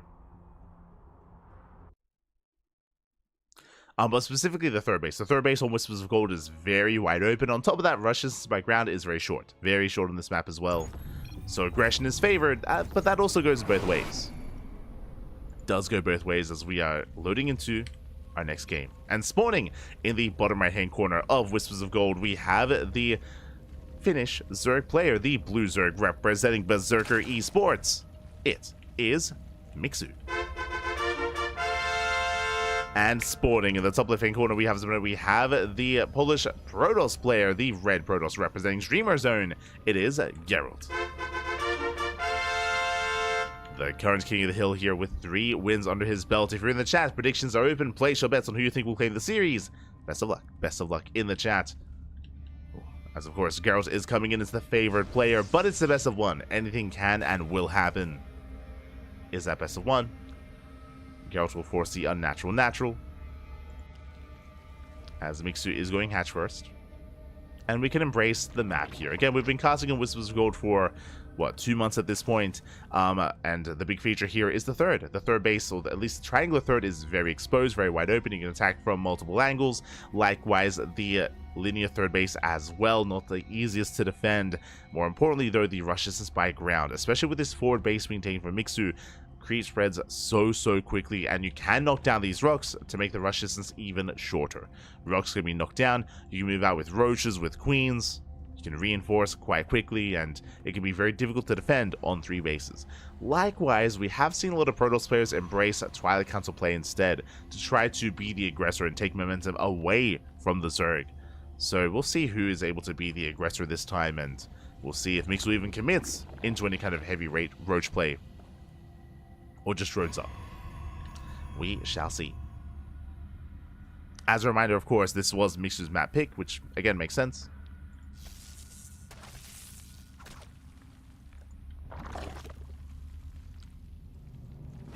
Does make sense here. Gerald is just keeping tabs on Mixu, being as annoying as possible, delaying the third base. Mixu just going to be reinforcing, rallying over towards that natural, and we'll soon get into our tech of choice. I mean, the Cyber Core is done, and we are in position for a Stargate. So Stargate open out of Gerald. No Twilight Council, no Glaives or DTs. Just Stargate to Oracle. We'll see if Gerald does mix it up and go for a Void Ray, or even into a Phoenix. But should be the Oracle.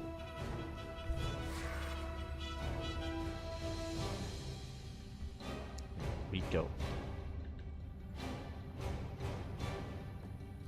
Happy to be a part of the event. Oh, thank you, Iceland. Thank you. We'll do our best. Do our best. Shout out to Kuro. Kuro, as we speak, is working on the overlays for Home Story Cup. Make sure the stream is looking good. As it does shade into the main. attempts to delay some mining time, but Elastic Queens are keeping up, and the Adept is being forced out. It's forced out of the main. Second Adept has arrived. Link speed about to kick in. And Mixu so far is keeping up. Ooh, doesn't lose the drone yet. So far so good. Meanwhile, the first Oracle's on the way. Gerald will expand, take a third. Lings do confirm. Mixu does about the expansion. Bold move, he moves out with the Lings. And the Adepts are across the map. Drones can go down. But can Mixu force a cancel? Ah, he won't. Oracle's here to defend. Adepts are shading to the main. Drones are getting picked up. He gets one, he gets two, he gets three. Ah, 3 drone kills. And lost mining time. The Adepts are pinned into the main, but they're going to keep shading in. Getting even more damage. This is brutal. Again, the Lings were completely out of position. 5 drone kills. Ay, ay, ay. 6 worker kills in total. That is brutal. Lings, they go back across the map. Oracle's out of position. Can he force a cancel? He needs to. After losing that many drones. And he barely will. Barely does force a cancellation. Not bad. Mixu is still in this. Denies the third. Contains Geralt on 2 bases. Is rejoining behind this. Mixu won't be able to delay the third base for a second time. Most likely. Rotating back around. As the Oracle runs out of energy, Lings, they hit the third, but a second Oracle has arrived, and Geralt defends. Geralt, he does defend. Behind this, going for extra gateways, Twilight Council, Glaives? What's it going to be, Glaives or Blink? Blink is confirmed. And without a Forge, this looks like a 2-base all-in. Or I should say 3-base all-in. Yeah, massive gateway explosion. It's going to be, what, 4 gates? Yep, 4 gates on 3 bases. We should see Geralt, he should skip his gases, go for a proxy across the map, and go for a 3-base all-in. Geralt, he is set up for that, so we'll see if he embraces that. Mixu back at home. Hopefully he doesn't skip his Roach Warren. It's going to be risky if he does. Trying to rush into Link Hydra, stasis into the natural. No!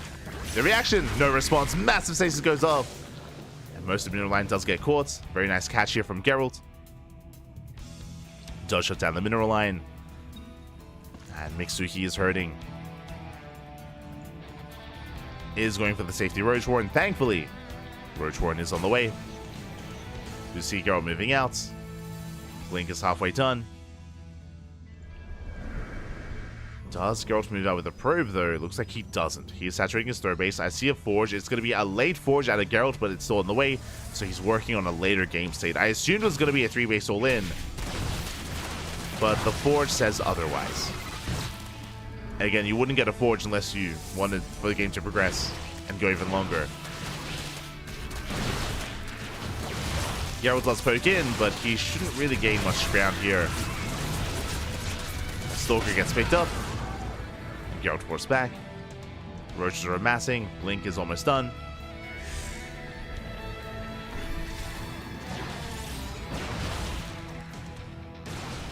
Geralt does push towards the fourth, but Roaches are amassing.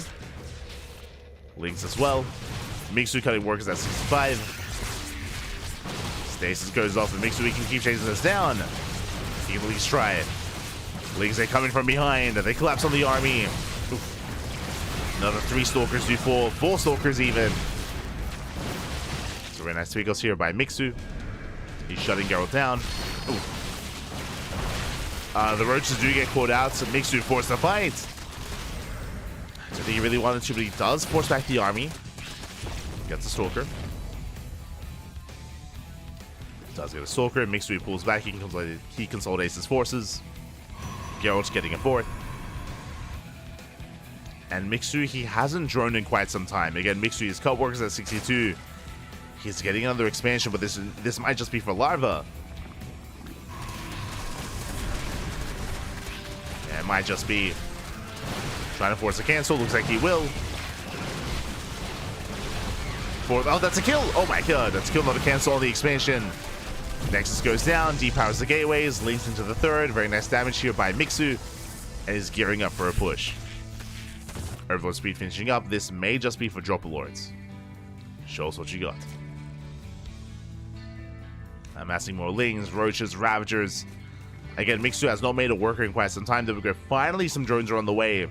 But Mixu, he is so committed. Stalkers, they deny the 5th. 5th base is cancelled.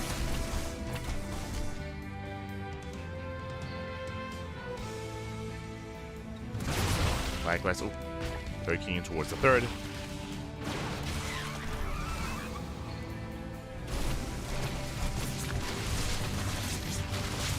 And Mixu's trading here with the Zealot army. Bard does trade. Is massing up more Link Bane. He droned up somewhat, getting up to a 3-base economy, essentially 65 drones. And Mixu's going all in. And we spoke about this. Like, aggression on this map is favored. It's going to be a 3-base all in. Rocks are being knocked down. How about Gerald? He spots this. He denies the Baelings. The longer this goes on, the worse it is for Mixu. We'll knock down some of these gateways. It's going to be 2 gateways going down. Mixu rotating over. Collapsing on the Stalkers, but there are plenty of charge bots. Oh! The Baelings! Yeah, nice control. Gerald, he shuts down the Baelings. They don't connect. Not with the Zealots at least. Stasis goes off. Gerald, he's holding. Mixu coming in from behind, at least trying to. Oh, but it's not enough. It's not going to be enough. The Oracles, they shut down the Ravagers. Massive pickups here. And Mixu, he's bleeding out too much.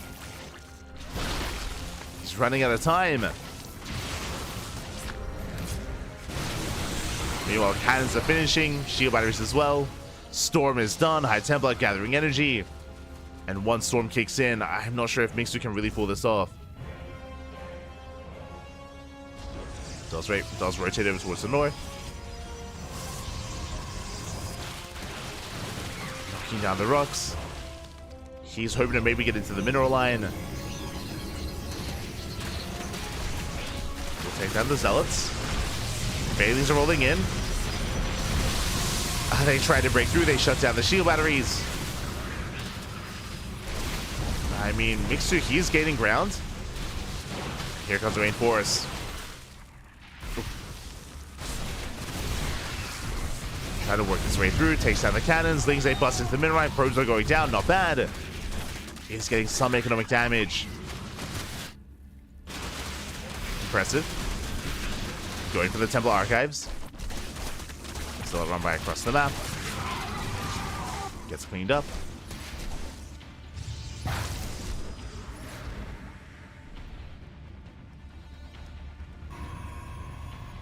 Mixu does defend. Gerald, he's still up in probes. 74 probes here compared to the 63 drones of Mixu. Mixu again, he has not droned in minutes at this point. He has been all in the entire time. Oh. Hopefully everything's okay. As Mixu does get a surrounding on some of these Zealots rolling into the mineral line. Takes down the shield batteries, going for the probes. Oh. Yeah, nice blink. Very nice blink by Gerald. He shuts down the Baelings. Ravagers still gaining ground. Storms are coming in. Massive storms. Oh my god. They soften up the roaches. Probes survive. Doom drop into the main. Let's go.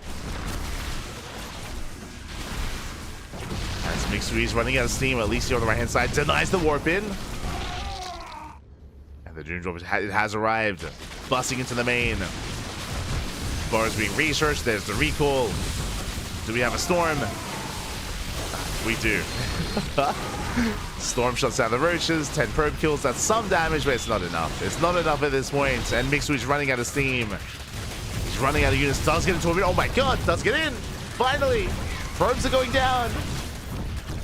27, 28, 29, 30. Oh my. Up to 40 probes. Oh my god. That's crazy. Lings, they bust into the third. They bust into the fourth. And Gerald, he's finally being pulled apart. He has been defending for so long, for so much of this game. But Mixu, he has finally found his damage. Surrounds the Archon, forces out storms. Gets up the High Templar, just quite bring them down. That is almost 50 probe kills, and he snipes the Templar Archives. No more High Templar. What you see is what you get. I mean, that's still 3 High Templar. And now suddenly, Geralt is all in. Suddenly, he's committed. And Mixu has done enough damage, just has to survive. Mixu, he's doing it. There's the first storm. There's what, 2 storms left. And not even High Templar gets targeted down. And Mixu, he does it. GG gets called. Mixu, he does barely pull it off and takes down Gerald 1-0. GG. Whew. Mixu is our new King of the Hill. GG, well played again. Mixu, he was all in for like 5 minutes, and that was a long 5 minutes as well. It was not an easy game there for Mixu. He was hyper committed. There was so much pressure on him, but finally he dealt the damage. He went for the Doom Drops in the main base. He distracted the main army. He found an opening, and after constantly hammering down that third base, he finally got into the middle line, eviscerated the economy. Likewise, as he was getting damage done at the third, he busted into the fourth base as well, and finally he got what he was looking for. He was able to get, what was it, like 50 probe kills or 49 probe kills between the 2 bases, and Gerald was broken. GG. Congratulations here to Mixu, as Mixu does take the series, and now we have our new King of the Hill. GG, well played. We have our new King of the Hill. And we are now 2/3 of the way through. 2/3 of the way through the event here. We have the 10th best of 1 up ahead of us. And is this the time when Night Phoenix comes out? It's been a while. we've been waiting. We've been waiting here for Night Phoenix. Who else do we see? Oh my god, let's go. It's going to be a Terran versus Zerg.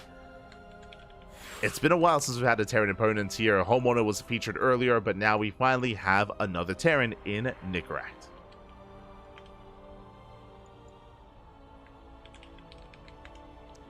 Let us go. It is going to be that TVZ between Mixu and Nicaract. Oh boy. And this could go either way. Nicaract has been hyper aggressive in this matchup. Time and time again, we've seen 2 base all-ins, 3 base all-ins, hyper aggression from the Terran. Mixu, I'm sure, is aware.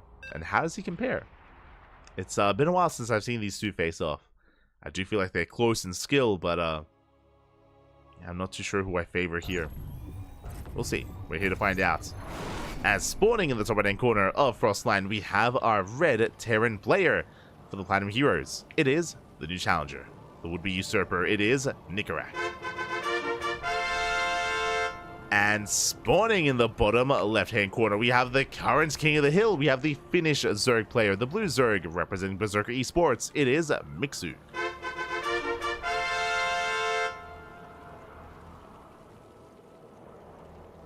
Here we go.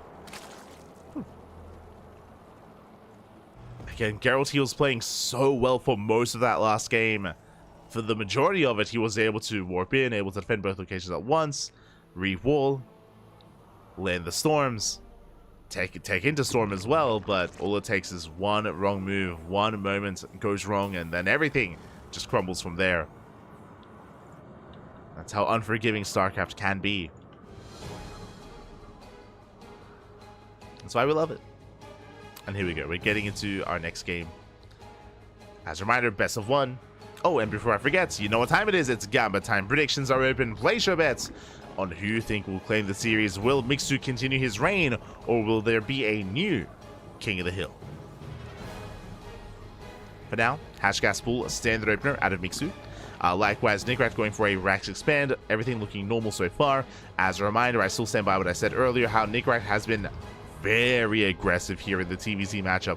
We've seen a lot of 2 base all-ins where he just doesn't take a third, throws down 5 Raxes and just commits. We've seen him go for 3 base all-ins, going for 8 Raxes specifically has been quite trendy here for Nicaract.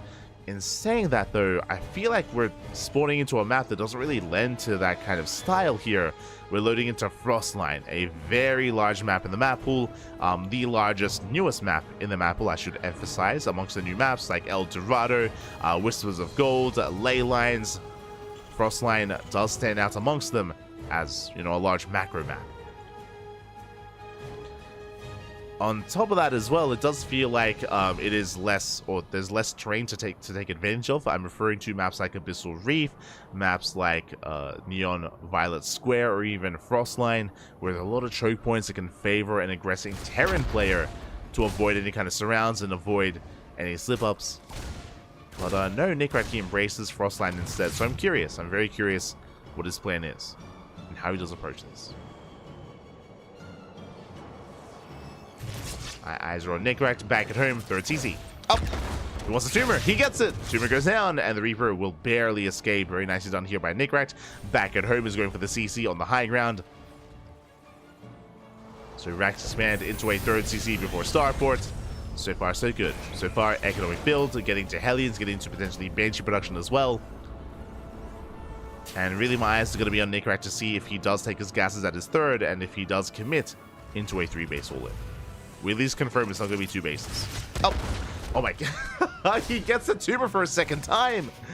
He's an animal. He's an animal, Papi. Ay, ay, ay. CranKy just bullying Mixu here, just not allowing any kind of crease spread whatsoever. The first tumor is heavily delayed. And it may be delayed even further here as CranKy is about to be online with Hellions. Speaking of Hellions, they shut down the Lings. Will at least scout the main. Mixu, he gets a full scout. He's fully aware of the third CC timing and he's aware of the add-on swap, as Banshee production has begun.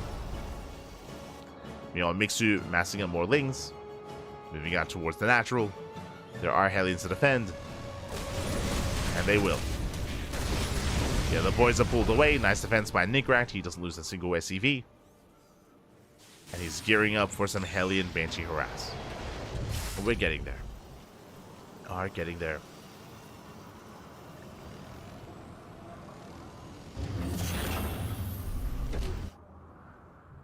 As Mixu pulls back. Does pull back, saturating his third. Joining up, taking a 4th base. So far, so good. He is finally able to throw down his first tumor. He's barely connecting his bases. Again, the crease spread is lackluster for Mixu because of the first 2 dead tumors, which is pretty important and pretty impactful. Behind this, Hellion's still amassing, finally moving out. Lair is on the way for Mixu. A little bit of a later Lair timing here, but on the way nonetheless.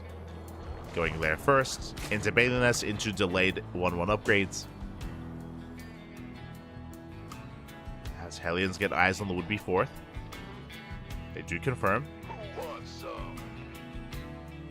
They confirm it's on the way. They rotate over towards the 3rd. Creep tumors to do bar in time. The Queens are in position. Hellions, they back off. Mixu respects the Queens. Getting to his own stim. And likewise, there's that Bailing Nest and soon to be Bailing Speed up for Mixu. So far, so good.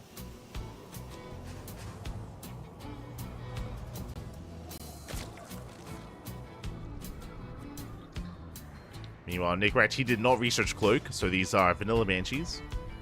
Making their way into the main. They make their way in. They catch a worker, almost, not quite. Tipping between the bases, but so far Mixu is keeping up. He's zones the Banshees away.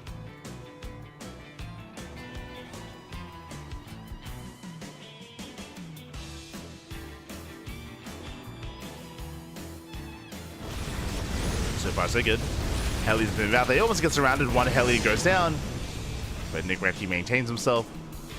Getting to 1-1 is taking an extra gas geyser. Interesting.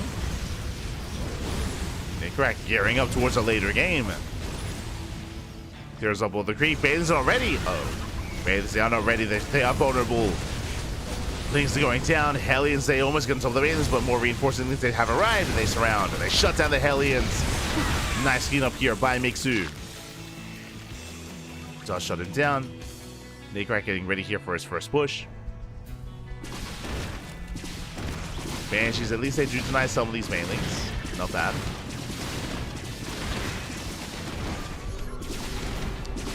Mainlings are denied. Creep as well.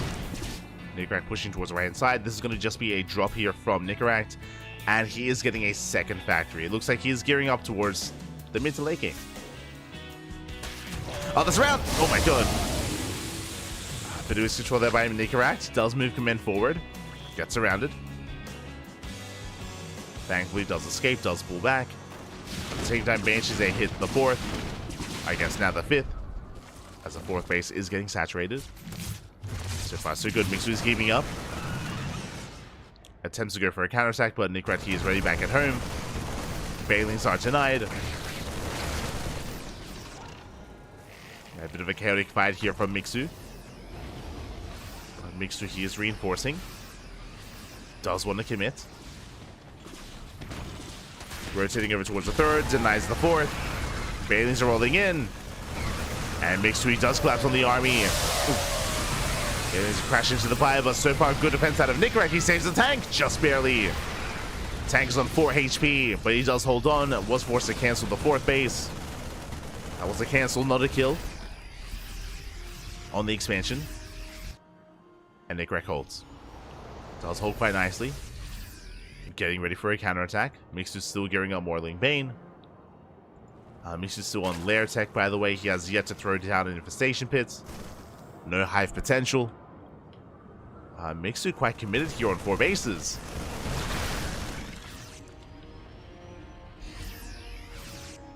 Just now starting 2-2. 2-2 is on the way. Mixu just mass expanding, taking more bases.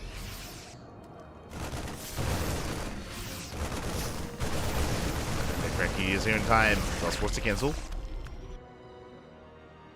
Cancels the 6th. Slimming in, trading well against these Lings. But more Lings have arrived. CranKy has to back up. Going for another double drop.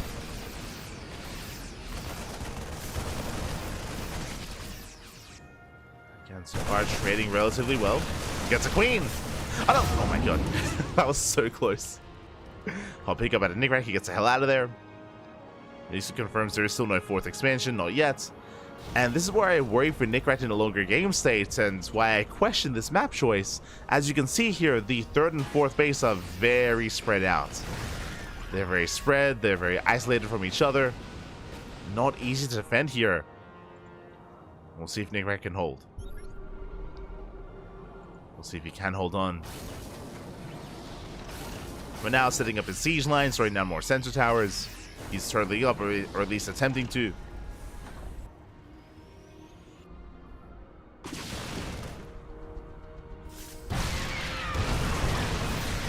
As Mixu is collapsing in, Bailing's rolling forward, the tanks get surrounded. On the Bailings! Up! Up! Oh my god, they're so close. They're so close! Mixu is crazy! Sensor House finishing up. And Mixu does respond, he does rotate. Oh my god, misses the Bailings. Gets on top of the tanks. Not the best Bailing connections here from Mixu, not the best trades. Running to the bronze. Well, the SCVs! The SCVs have run into the Bailings, massive connections. 21 SCVs going down, 22 even. 22 worker kills. Nick getting pulled apart. Mixu backing off, rebuilding, remaxing, getting into his own lair, into his own hive, my apologies. Looks like Mixu is trying to get into Ling Bane Ultra, I would imagine, as he has not taken into Hydras or Aspire.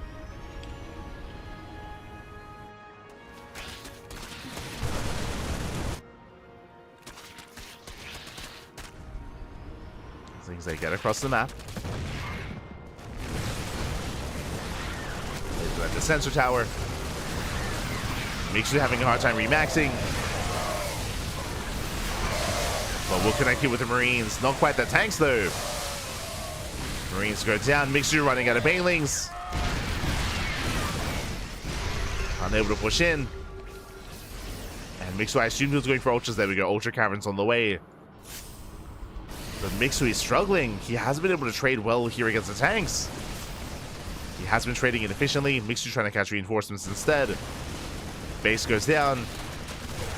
Mixu going for the tanks. He wants them. He wants them. He's going to get them as well. Nice pick off here by Mixu. Gets 2 tanks. Goes to the mineral line.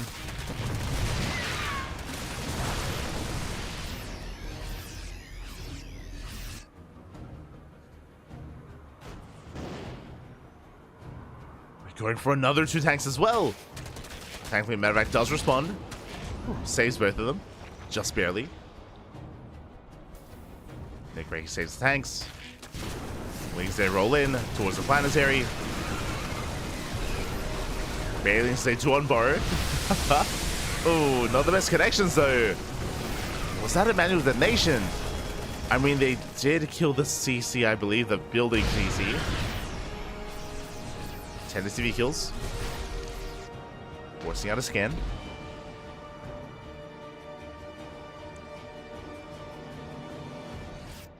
You know, Nickrat moving out. Nickrat, he's maxed. And again, even though Mixu has been trading well, Mixu, he's running out of steam. He's been trading far too much.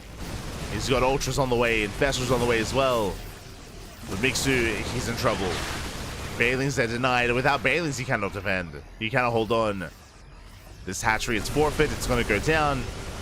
And Nickrat, he's just going to snowball from here. He may be losing SCVs. He may be losing his economy, but it doesn't matter at this point. Nickrat can just keep pushing. He's rotating. He's looking for another expansion. There is none. Tank goes down.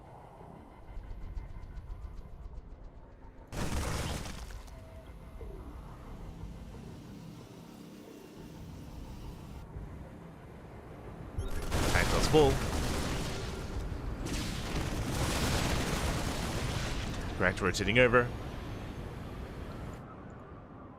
Mixu setting up a ling, if not bailing run by.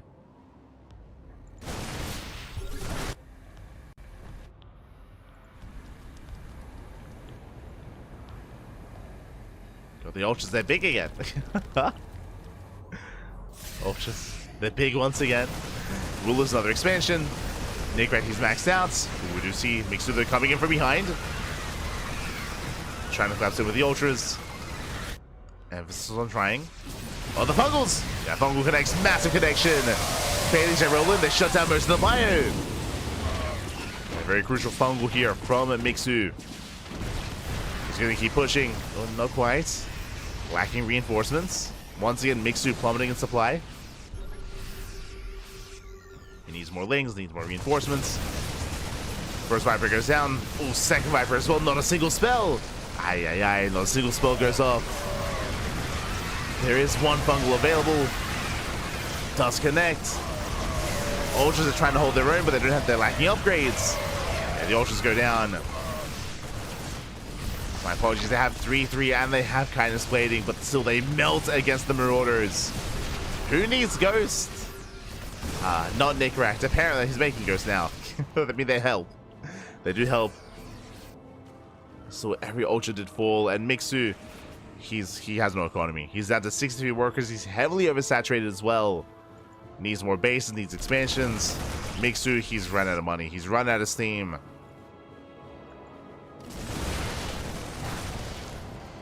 He has just been overwhelmed by Nickrat.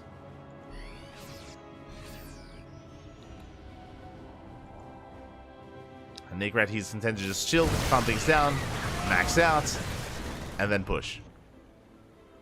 As Mixu has been left behind here in the supply. Again, just because of the economy. Like, the lack of economy is killing Mixu.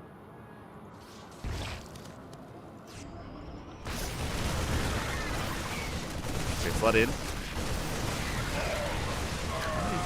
Trade too poorly here against the Marines, not bad. But Liberators have arrived. Mixu, he has no tech for any kind of anti-air. I mean, I say that does have Hydras, true. Oh, no, no, not again. Not like this. That's 4 Vipers going down for free. GG gets called. And Nickrat, he will take the game 1-0, becoming our new King of the Hill. GG. GG, well played. Nickrat, he will take it. Again, even if it wasn't for those Vipers being thrown away, he was just starving Mixu out. He was knocking down base after base. Mixu, he ran out of steam, he ran out of money, he ran out of bases, just could not sustain his own losses or his own trades, and with that, GG. GG, well played. Nickrat, he will take it, will advance on as the new King of the Hill. And we've been trading quite often recently. We haven't really had much of a win streak. A couple of wins here and there, but alas, they have been stopped time and time again. And now we have our next best of 1. Here we go.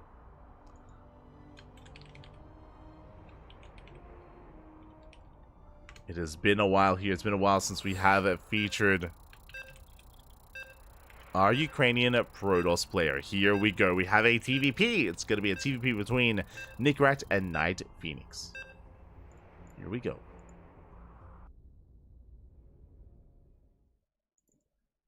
Here we go. As we very quickly set up. We almost had the we almost had the swelling hydras. Kappa. Oh no.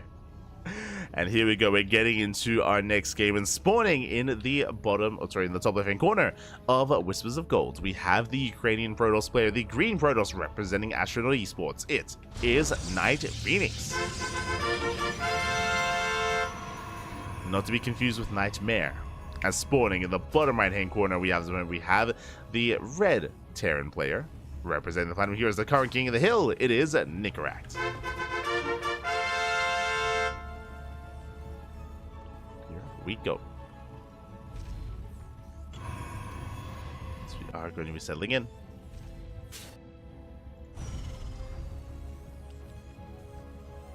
Alright, going to be settling into our game here. And my eyes are going to be on Nickrat. Nickrat, now I just still stand by what I said before, how he's usually more aggressive against Zerg. Likewise, very aggressive against Protoss as well. We've seen a lot of two-base play from Nickrat here against these top Protoss European players. And we'll see if that continues here in this game.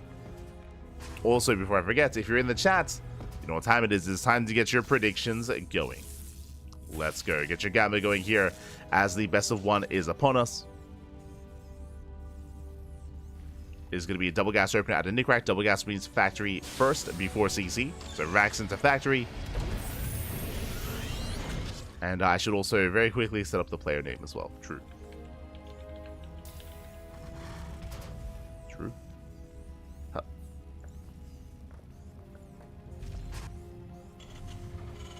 Yeah, there we go. The color pattern, it's close enough. Close enough. As the probe gets locked in, there's no escape. The worker is going to go down.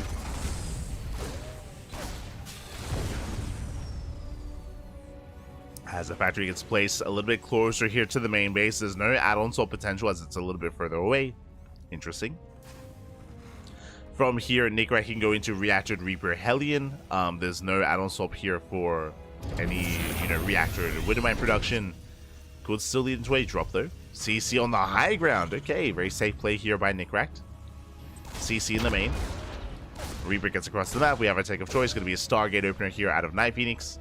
And the Reaper has yet to confirm. As Nickrat does rotate towards the natural. Shade does complete. And Nickrat for now is zoned away. But again, it makes sense. We do have Night Phoenix looking to open up with Phoenixes, I would imagine. Reaper rotating back in. And do we get the Phoenixes? Or do we open up Oracle? There it is. The Phoenix is on the way. I mean, it has to be, right? I mean, getting to Beach production. I think that's called out. Again, initially it was Reaper into Hellion, but only a handful of Reapers and Hellions. Behind this, getting to bio production. Racks are on the way, Marines are in production as well. Nickrat is building up, but he has at least gained map control. Has gained map control. See Night Phoenix walling up here at the natural. Probe goes down. Probe does fall. Robo under fire. There's a cancel on the gateway. Oracle comes in, and with that, Night Phoenix will defend. We'll shut this down. Wait, going Oracle first? Oh, my apologies. I mean, he did start the Phoenix, but he has canceled. Night Phoenix. What's going on? Okay, so Oracle first instead. I mean, it will defend. We'll shut down the Hellions and Reapers. Back at home, we're going for a transition here out of Stargate into not just a Robo, but oh, my apologies. I thought I saw a Twilight Counts for a moment, but it's going to be a Robo follow-up into a third. Third base is on the way. Oracle dives in. Nickrat is keeping up. We'll lose 2 SCVs. So far, so good. Necrat, he does maintain himself. It's going to be Oracle into a Robo into a Fast Bay. Fast Colossus production. Colossus are on the horizon here for Night Phoenix. This is a very bold move. So usually if we were to open up in such a manner, it'd be Phoenix Colossus. Phoenix is what they do is they provide map control. They shut down drop play. They at least contain the Terran player on 2 bases. They can threaten the mineral lines. We can see that Night Phoenix instead is cutting corners. It's cutting a lot of corners here, relying quite heavily on a sole Oracle here for map control. So really risky play out of Night Phoenix. So far it is paying off. So far Necrat is staying pinned back at home. Has yet to move out. With the main army or with even any drop play either. No starport. Uh-oh. This looks like a 2-base all-in. Very delayed starport by Necrat. I did mention before at the start of the series how Necrat does often play 2-base in this matchup. He's usually hyper-aggressive in TVP, and that continues here. The Observer is over the army, so Night Phoenix will spot the move out, but I believe that Necrat may just pull the boys with this, as he's getting a 3rd tank. Stim and combat shields. There's Jan Siege. Does he pull the boys? That's the question. So he does move out. Observer does confirm. eBay on the way behind this. Doesn't pull the boys. The eBay tells us that Necrat intends to invest into upgrades. Intends to commit into a longer game state. There it is, starports on the way as well.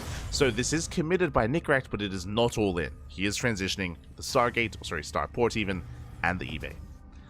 Now we'll see if he can get some damage done here at the 3rd. Colossus in position. Night Phoenix is going to hold. So far so good. Does delay the move out. We can see Necrat, he commits. Getting within range. Night Phoenix out of position. Yeah, unable to slow this down. Tanks able to siege up. Tank boys going up on the Colossus. Oh my god, Colossus goes down. Yeah, this may just be too much. If Necrat can pull the boys, he could break this. 100%. Colossus goes down. Immortal goes down. Night Phoenix evacuates the 3rd. Pulls the boys. Backup Colossus has arrived.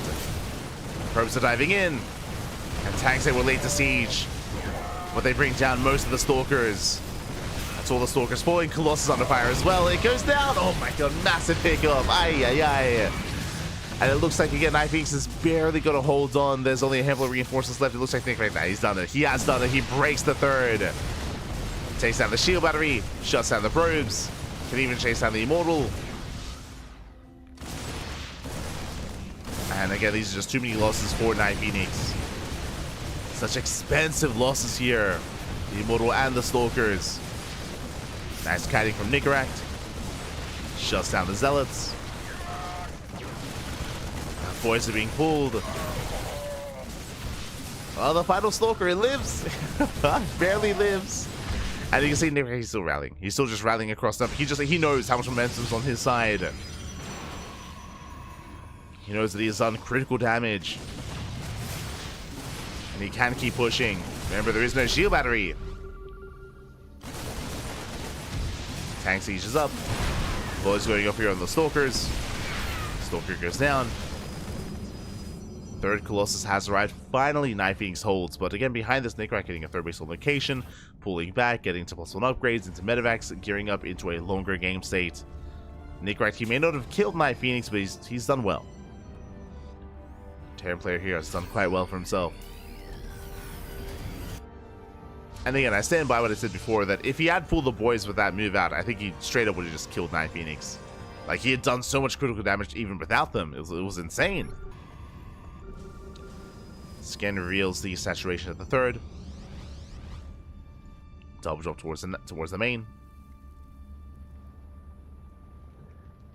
Correct, he is diving in.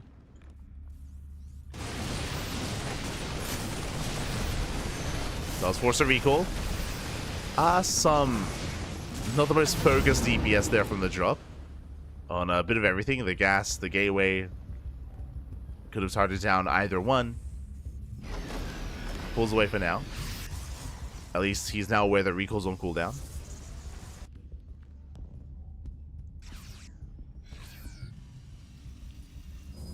Recall is on cooldown.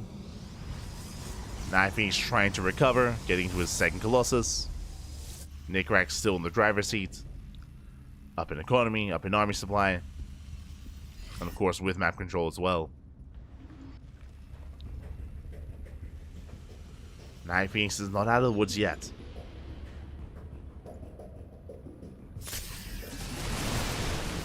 Catching up some Zealots. Night Phoenix is attempting to take a 4th base. Nickrex in position. Colossus or not, 4th base is going to be denied. Nicely done by Nickrex. He still maintains map control. Dropping to the main. Oh, gets a pylon. The Zealots out. I mean, why not both? Zealots go down pylon as well. Forces the defensive warp in. Delayed mining time. Nickrex, you can see here, because of his advantage here, he's up so heavily here in supply. Ay. Yeah, massive armor supply disparity. And again, it's all because of the damage that was dealt earlier in the move out in the push. Again, even though Nickrex didn't kill Night Phoenix, did cripple it. Did cripple Night Phoenix in the end. And now Nickrex commits. Stims in with a massive bio army. So many Marauders. Force fields, they buy some time. 4th base is cancelled.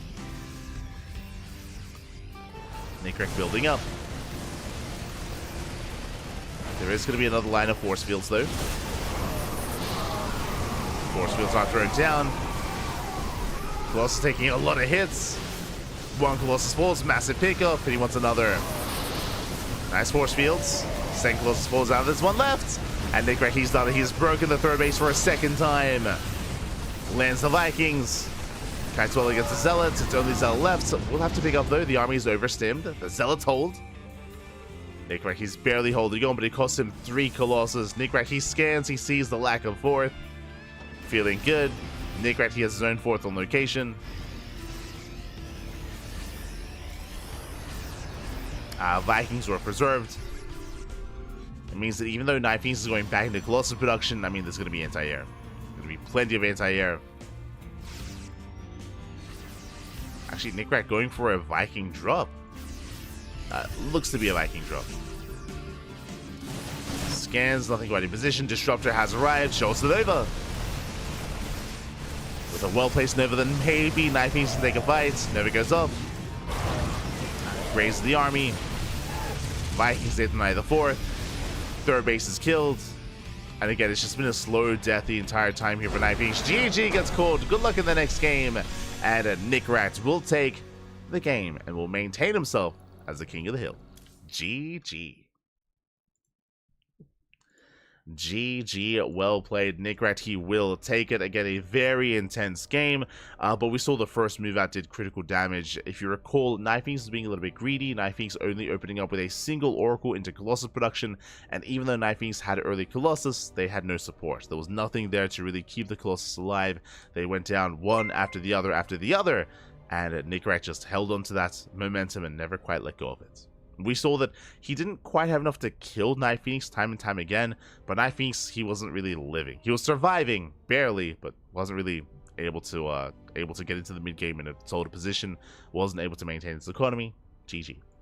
GG, well played. Shout out to Kamikaze in the chat. Thank you so much. Papi, gracias, obrigado. Thank you so much to Kamikaze for the raid. Hope you had a great stream. Hope you had a great ladder session. Bienvenidos. Bienvenidos. Fala galera. As we are getting ready for our next best of 1.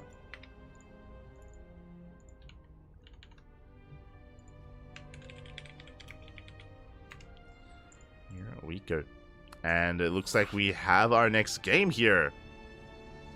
We have our map at least. It's going to be on 2,000 atmospheres. It's been a while. And who exactly is our opponent? Ah, I see. Okay, let's go. It is going to be Nickrex versus UED Soldier in another TVP.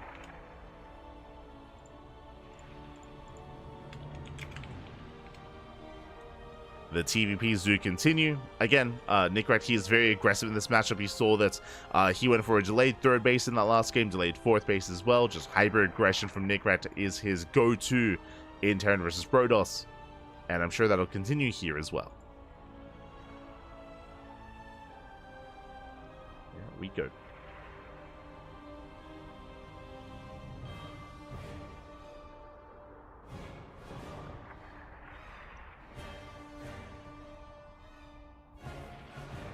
go. Probably just trying to mine the Marauder. True.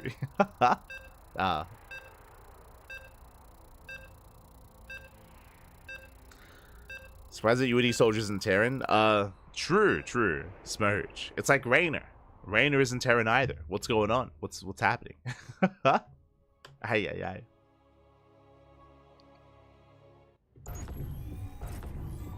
Hydra isn't Zerg.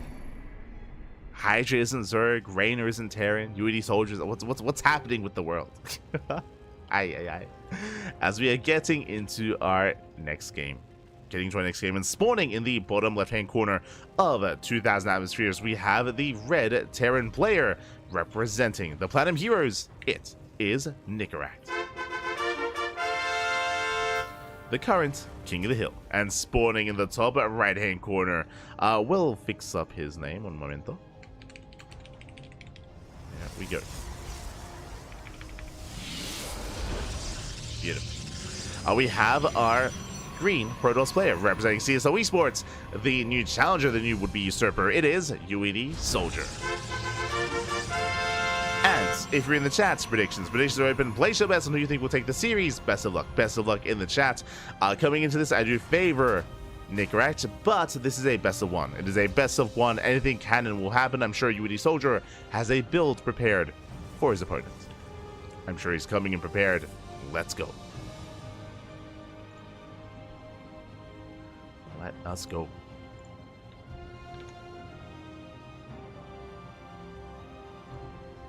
As Nicaract, he has racked up those 2 wins here under his belt. And again, it's great to embrace 2,000 atmospheres once again. Just to quickly go over, because I'm sure there are some people watching, they're like, hold up, what's going on? I know there are some old maps in the current map pool, like King's Cove and Abyssal Reef, but is 2,000 atmospheres, is that a part of the map pool as well? What's going on? The answer is yes and no.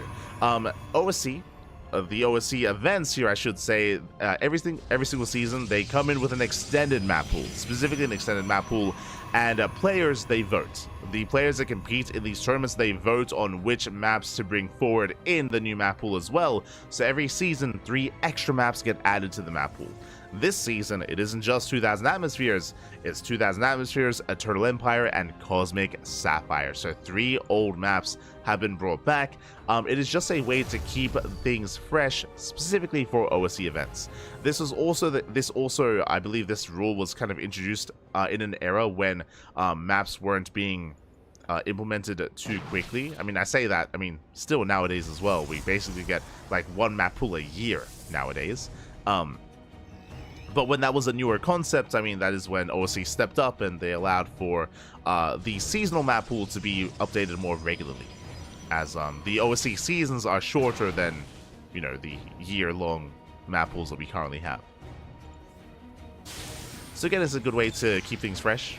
So we have 2K atmospheres, we have Eternal Empire, and we have Cosmic Sapphire as well. Oh, as we do get a bit of a pause. Again, hopefully everything's okay. But this is specifically for OSC events, so I'm referring to OSC King of the Hill, the Rising Star Tournament, the mid-season playoffs as well. Plenty of events out there that do host this extended map pool. Oh. It looks like we have resolved that issue, and we can jump back in. Reaper dips into natural so far, UAD Soldier keeping up, zones Reaper back. And we have our take of choice. Last game, Night Fiends did open up Stargate, but this time we have UAD Soldier opening up with a Twilight Council. Okay. It is going to be a Twilight Council opener into Blink. Blink-based opener.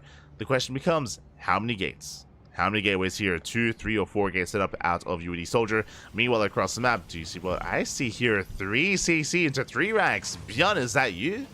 It's been a while. It's been a while. The hallucination does confirm. UAD Soldier is fully aware of what's going on. He has got eyes on the 3rd base. This is a very greedy build. Very greedy. 3rd CC is already done here for Nicaract. And how does UAD Soldier respond? 3rd Nexus. Okay, 3rd Nexus from UAD Soldier. 2 gates, Blink into a 3rd base. Very economic here. Very economic focus by UAD Soldier. I would say they're very greedy play by Nicaract. Now, what does this lead into? One, this leads into a stim timing. With these 3 Raxes, there's going to be a stim timing here with BabyMarine with +1, but because of the faster third base, it is going to be a later stim timing than a regular 3 Rax, and this means that really this stim timing is more of like, you know, a pressure build, isn't really committed, isn't really designed to get damage done. It's really just designed to keep Nickrak safe so he can take his third. Once he gets his fast third base up and running, he snowballs out of control in the mid game. Typically, the Terran player with a build like this does skyrocket ahead in supply. It's just a very greedy, very economic build that really gets into the swing of things in the mid game. Now, UAD Soldier, he scattered, of course, and his response was not to throw down extra gateways for an all-in or to try to punish the greed, instead to try to out-greed the greed by going for the third. Bold move. So third base is getting saturated. UAD Soldier does go for Storm behind this, not Colossus, so it's going to be charge into Storm. Let's go. Or Blink into charge into Storm. Is going to be his splash damage of choice.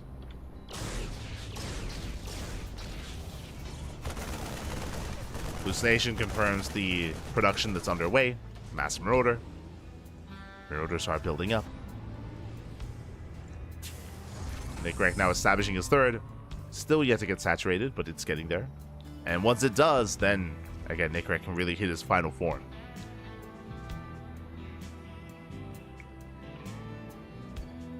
He is getting there.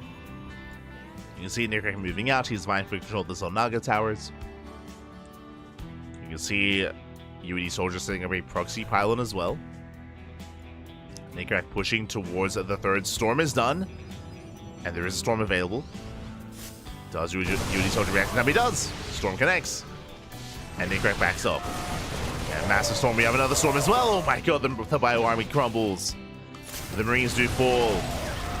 Nickrak, he does get one Stalker. Gets a Sentry. Not bad, but he will lose everything. And this was not worth it for Nickrak. And then bam, immediately. Massive counterattack. We warp in 8 cells at a time. Charge almost done. And Nickrak, he's not ready for this. He's not set up to defend. He lost too much. Again, this third base is still getting saturated. Nickrak, he's not ready for a big head-on fight like this. Massive Storm once again. Oh my god, so much damage.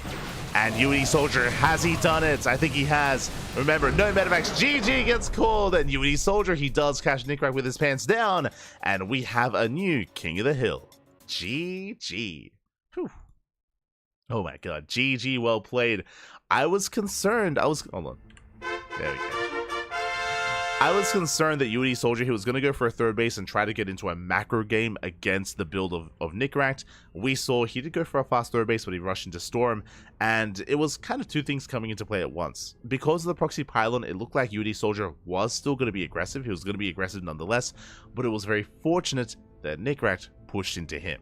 Nickrak, he did initiate the fight on his side of the map, which meant that he took massive storms to the face. Nickrak, he lost most of his army to those first 2 storms, and he did not have enough to defend. He did not have enough back at home to defend. Bunkers are not ready. Of course, Medivacs weren't ready either. GG. GG, well played. UAD Soldier is our new King of the Hill. Let's go. Let's go, baby. Again, it's the best of 1. Anything can and will happen. As UAD Soldier was coming in as the underdog, but is now the king. Is now the king. From here, who's up next? Who will rise up to challenge UAD Soldier? As we are running out of matches here. This is the 13th best of 1, and we only have 15 players, and we have worked through so many of them here. We're running out of matches, running out of series. Who's next?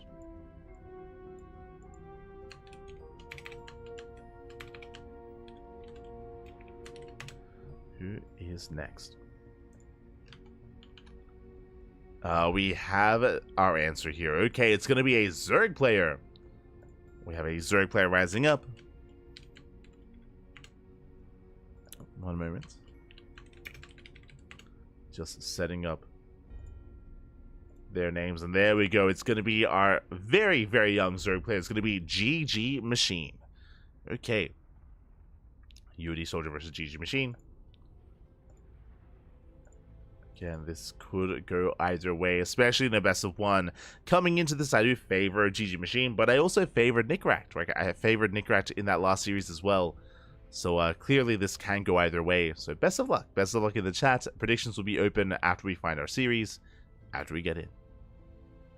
We'll get there. We will get there. And again, there's only 3 best of ones left. 3 series remaining.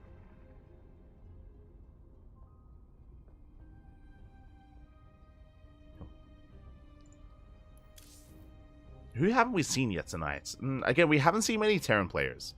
It's been Nick Rect and Homeowner. Only 2 Terrans tonight. It would be nice if we do see like BabyMarine rising up or Battle B or Quanta. But it depends on who's available, right? Who's available, who isn't. I do see Art lurking around. True. Art is also very much so a contender.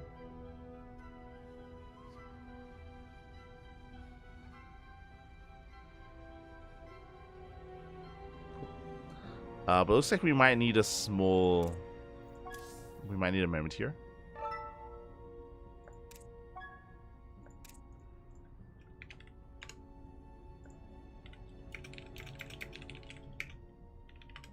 Okay, but we will need a small break here to get our players ready. Shouldn't take too long. Shouldn't take too long here as we are getting in. And we'll soon have our starting map. So take this moment, get some snacks, get some water, stay hydrated, and we'll see you guys in a minute or so. Maybe even less than a minute. We'll have our first lobby soon.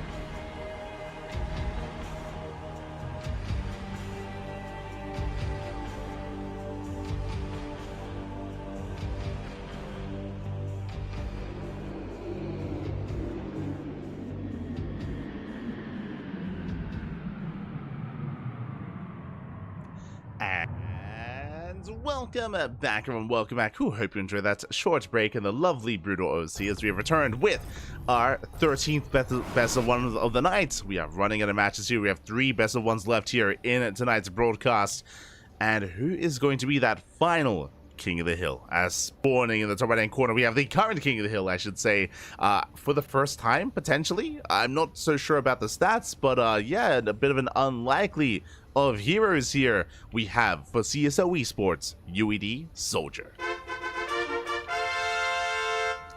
And spawning in the bottom left-hand corner, we have his opponents. We have the red Zerg player representing 3D Clan. It is GG Machine. As we load into ultra-lovable maps, and if you're in the chat, you know what time it is. Get your gamba going. Predictions are open. Place your bets on who you believe will take this best of one. As we do have our hatchery here on the low ground. It is going to be a bit of a hatch block into a faster Evo chamber. Interesting. Usually you would wait a little bit longer here, but I guess GG Machine wanted the refund a little bit faster. We'll be able to take a faster natural base back at home. But an interesting variation of hatch block. Very interesting.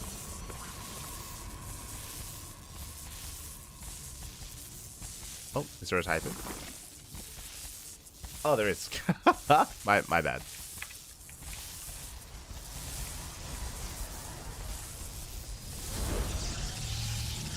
But thank you so much.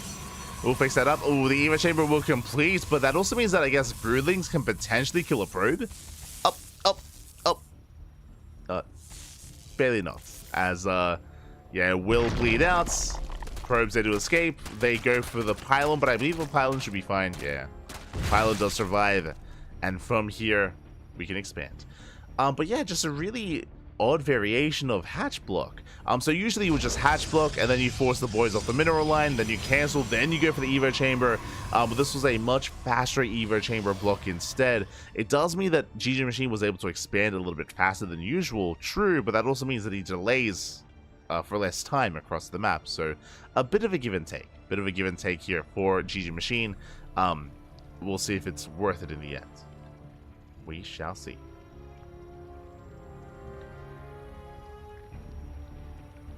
It's the evolution of the Evo block. Ah, I see what you did there.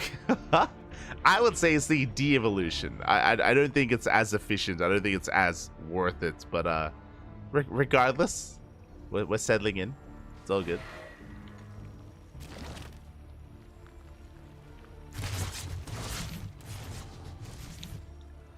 As so far, GG Machine, he is holding his own. Forcing back his opponent is going to be a Twilight Council opener here out of UD Soldier.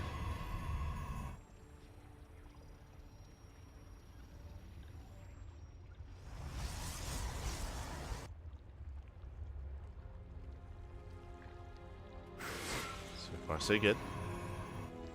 Likewise, Adepts, they do shade in towards the main. GG Machine is keeping up. He has his links in position. He will lock down the Adepts. Adepts, they are cornered. They will shade away, just barely. Actually done here by UD Soldier. Does get out. Behind this, going for a Twilight Council follow-up. Ooh, into a Robo. Very committed here on two bases. Do we go for Glaives or do we go for Dark Templar? It looks like it is going to be Glaives as he pulls out of gas.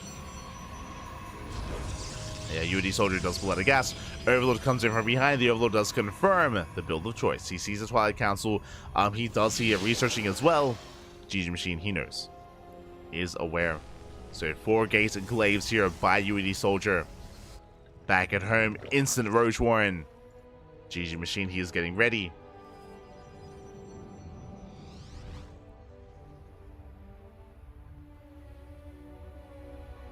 Pre-evolution was just radioactive magma soup, I think. Oh no. Pre-evolution, that's what this is. That's the stuff in the spawning pool. Oh no. Pre-evolved. Aye.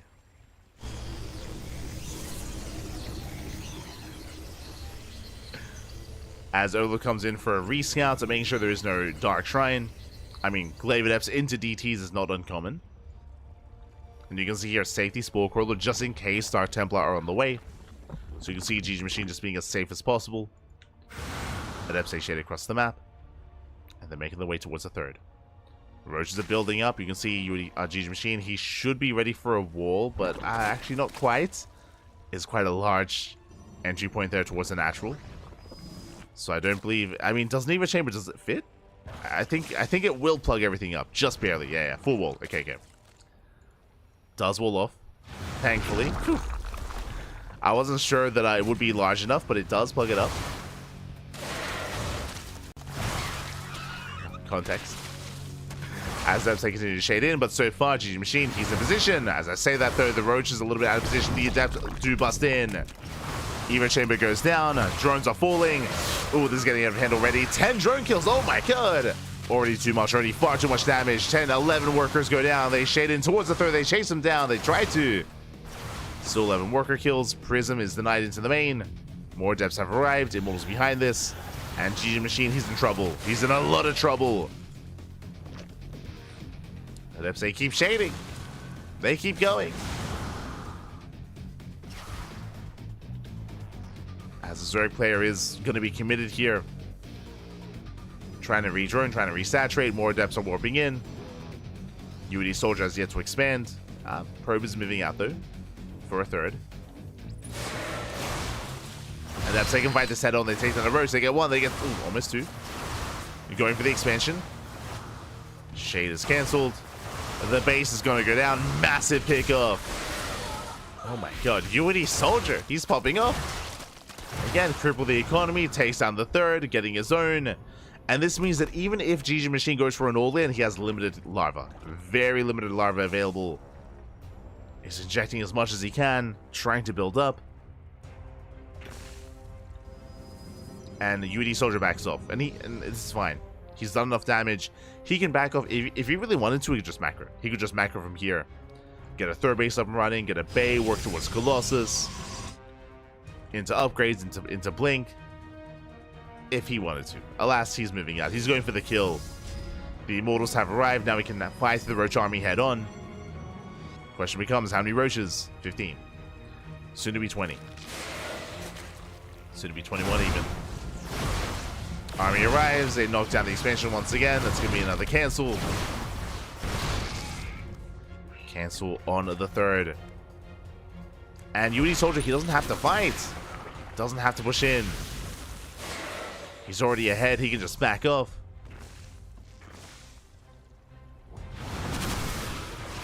So now denying the third. Poking forward. Clearing up creep. Playing with fire. At least a little bit. Ooh, take some bounce to the face. Let's take the vials. More vials. They raise the army. Roach Ravager collapses in. Adepts, they can't really hold their own against this. And again, GG Machine, he can take this fight. This is best case scenario. He shuts down most of the Adepts. And UD Soldier, he has to get the hell out of here. He has overextended. Again, he did not have to stick around. Saves the Immortals, thankfully. Oh, God. The juggling. It's crazy. Back at home, building up more Immortals. It should be working towards Blink. There we go. Blink is on the way into +1. And GG Machine is all in. He's completely all in at this point. One way or another, he either kills his opponent or he dies trying. Tries to catch the Immortal. Oh. Immortal gets saved. Nicely done. Roach Ravager heads towards the natural. Jeez, that is 5 Immortals. That's crazy. 5 Immortals to defend. And there's no way. There's no shot. I mean, that's a lot of Roach Ravager, but against 5 Immortals, this should not be enough.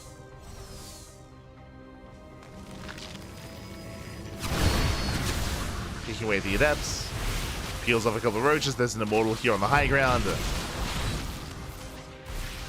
And GG Machine is not gaining any ground. The Stoop does lie.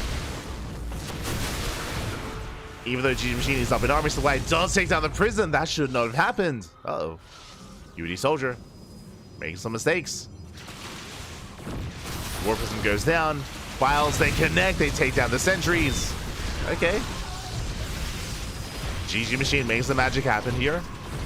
The boys are being pulled. Immortal goes down. Up! Oh my god. Almost goes down.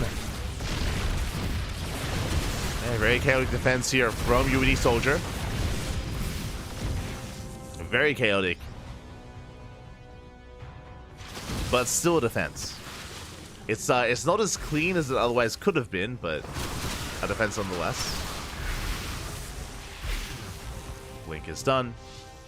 GG Machine getting his third base up and running. Still needs more damage though. The Zerg player is still behind.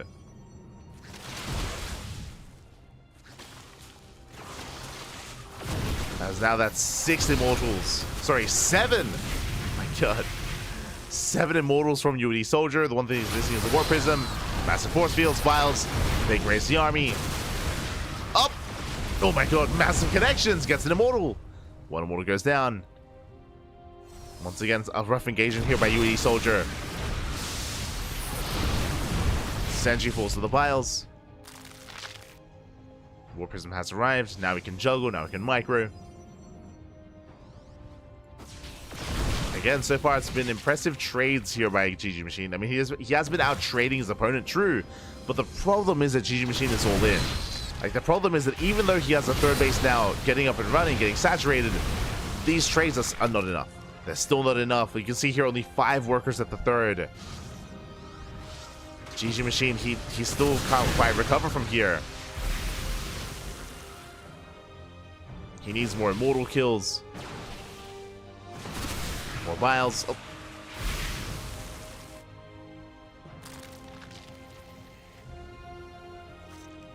He needs a miracle engagement. Oh.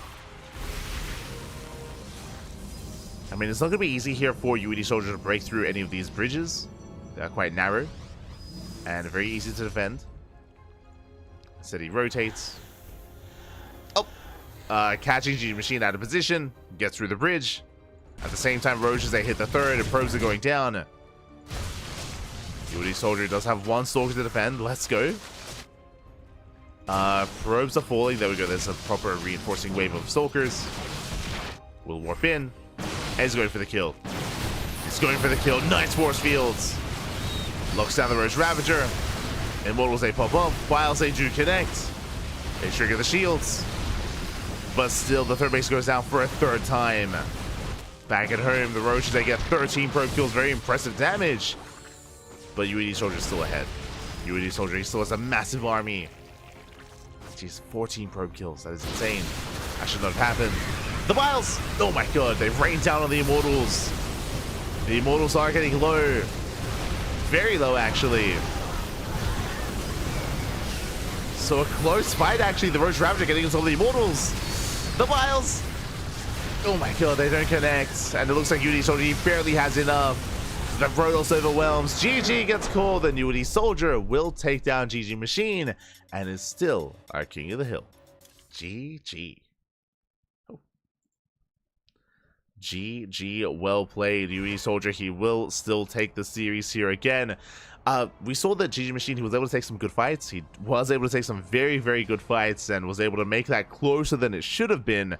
But still, UED Soldier had a massive advantage from the early game. He was able to cripple the economy, kill so many drones, kill the third base, and again, the Glaive Adept builds of UED Soldier did set him up for success.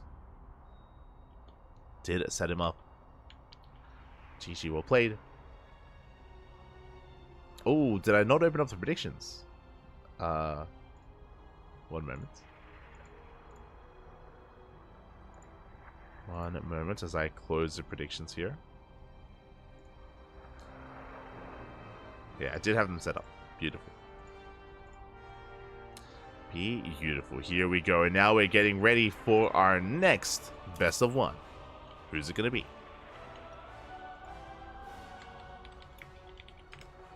Here we go. Oh, here we go. We have our answer here. It's going to be a best of one here between a Protoss and finally another Terran. Again, we've only had 2 Terran players in tonight's tournament. It's been Homono and Nicaract, but now we have BabyMarine. Oh, we've been waiting for him. Let's go. The Italian Terran player, of course. He is the younger brother of Raynor. And he is stepping up to attempt to bring down the King of the Hill. Let's go.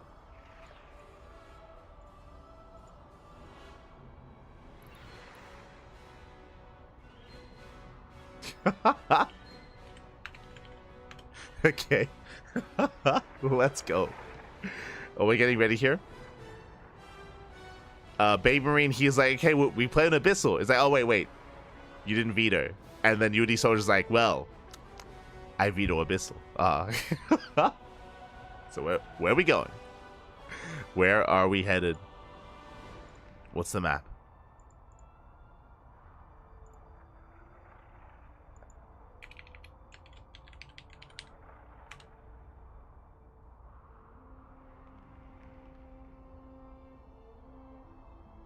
BabyMarine, mind game succeeded.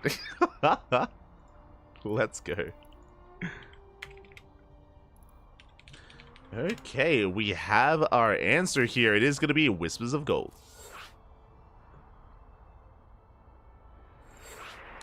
And again, BabyMarine, he is going to be a strong contender, but I mean, I feel like everyone has been against UED Soldier. We've even seen it in the predictions. Not a lot of faith in UED Soldier. Despite that, has been able to bring down both Nicaract and GG Machine. Has been some very impressive results so far.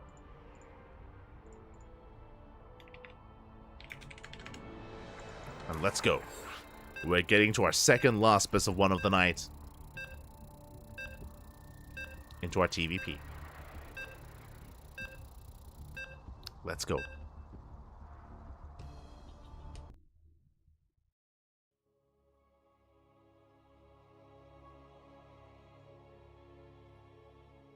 Here we go.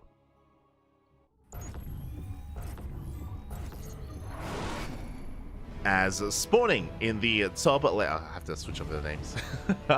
Spawning in the top left-hand corner of Whispers of Gold, we have the Italian Terran player, the Blue Terran, representing Streamer Zone. It is BabyMarine.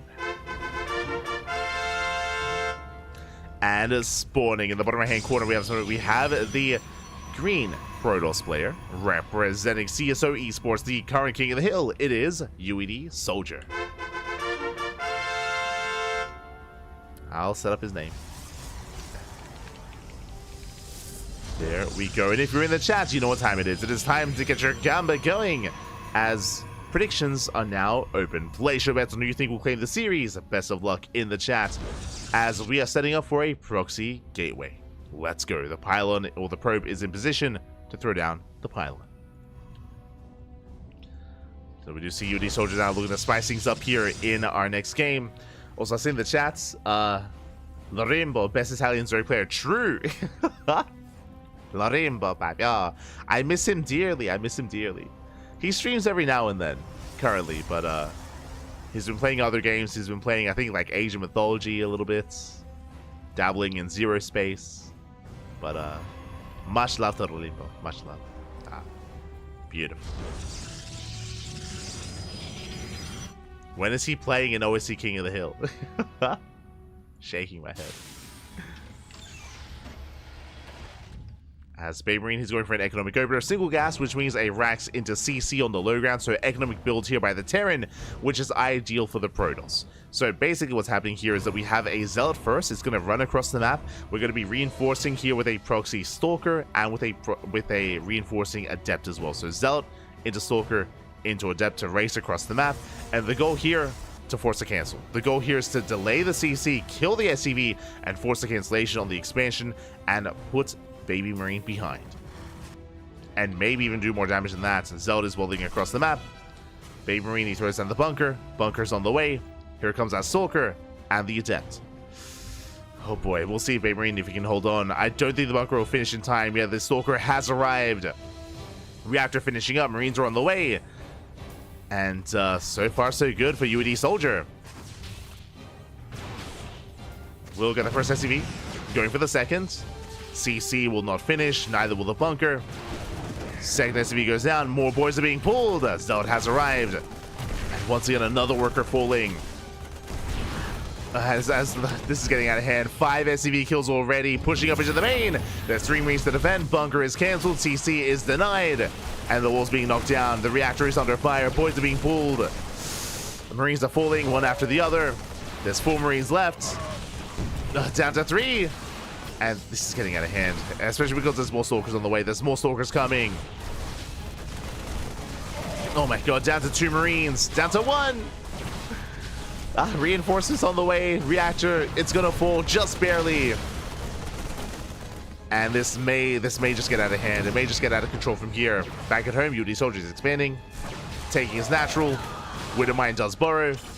Mindshot goes up. That's every Marine falling. That's every Marine going down. There's 1 Marine left. Oh no! And this is game-ending damage. This is game-ending. 11 SCV kills. Getting up to 12. Oh my god. 13, we're gonna get 14. Widowmine will burrow, thankfully, but the Stalkers, they bust into the main. And GG. GG gets called. UED Soldier popping up with the proxy gateway, and he will maintain himself here as the king of the hill. GG. UED Soldier, let's go. Let's go, Pappy. Against all odds. Time and time again, Pappy. Oh my god.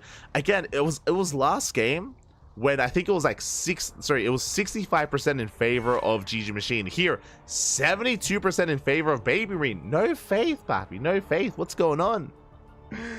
GG, well played. UED Soldier once again against the masses. Wins it all. Let's go. And now there is one game left. One best of one remaining.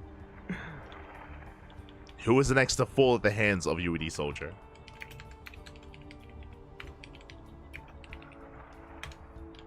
Who's next? Let's go. Oh. As I believe we have the answer here. I believe it's going to be another Terran. Okay. Up next is going to be a bit of an appetizer before Home Story Cup. It is going to be the German Terran player. You know him. We all know him. We love him. It is going to be Moja. Let's go. Again, Moja, he debuted, in a sense, he debuted last Home Story Cup with a very, very impressive performance at Home Story Cup as well.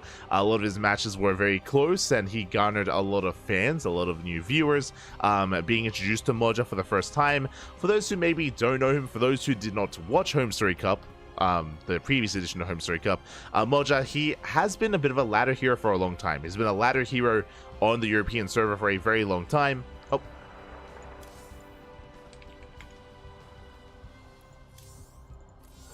Has been a ladder hero for a long time, but he only recently started competing, only recently started playing in tournaments, even though he's been at the top of the ladder for many years at this point.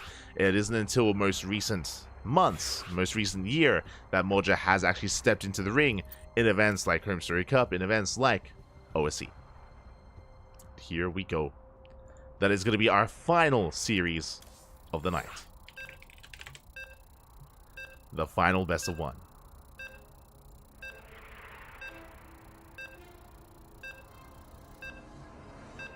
You can hear the beeps.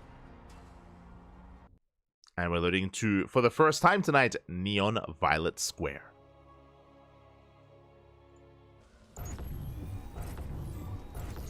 I thought Big Gabe, nah. Big Gabe, he's gonna be cooking at Home Story Cup. He's making the pizza. Instead, we have his predecessor here as spawning in the bottom right-hand corner. We have a predecessor? The other one. We have the German Terran player. We have the German Terran, the blue Terran. It is Moja. Successor, that's what I was looking for. As spawning in the top left-hand corner, we have the green Protoss player for CSO Esports, the current king of the hill. It is UED Soldier. And spawning. Oh, spawning.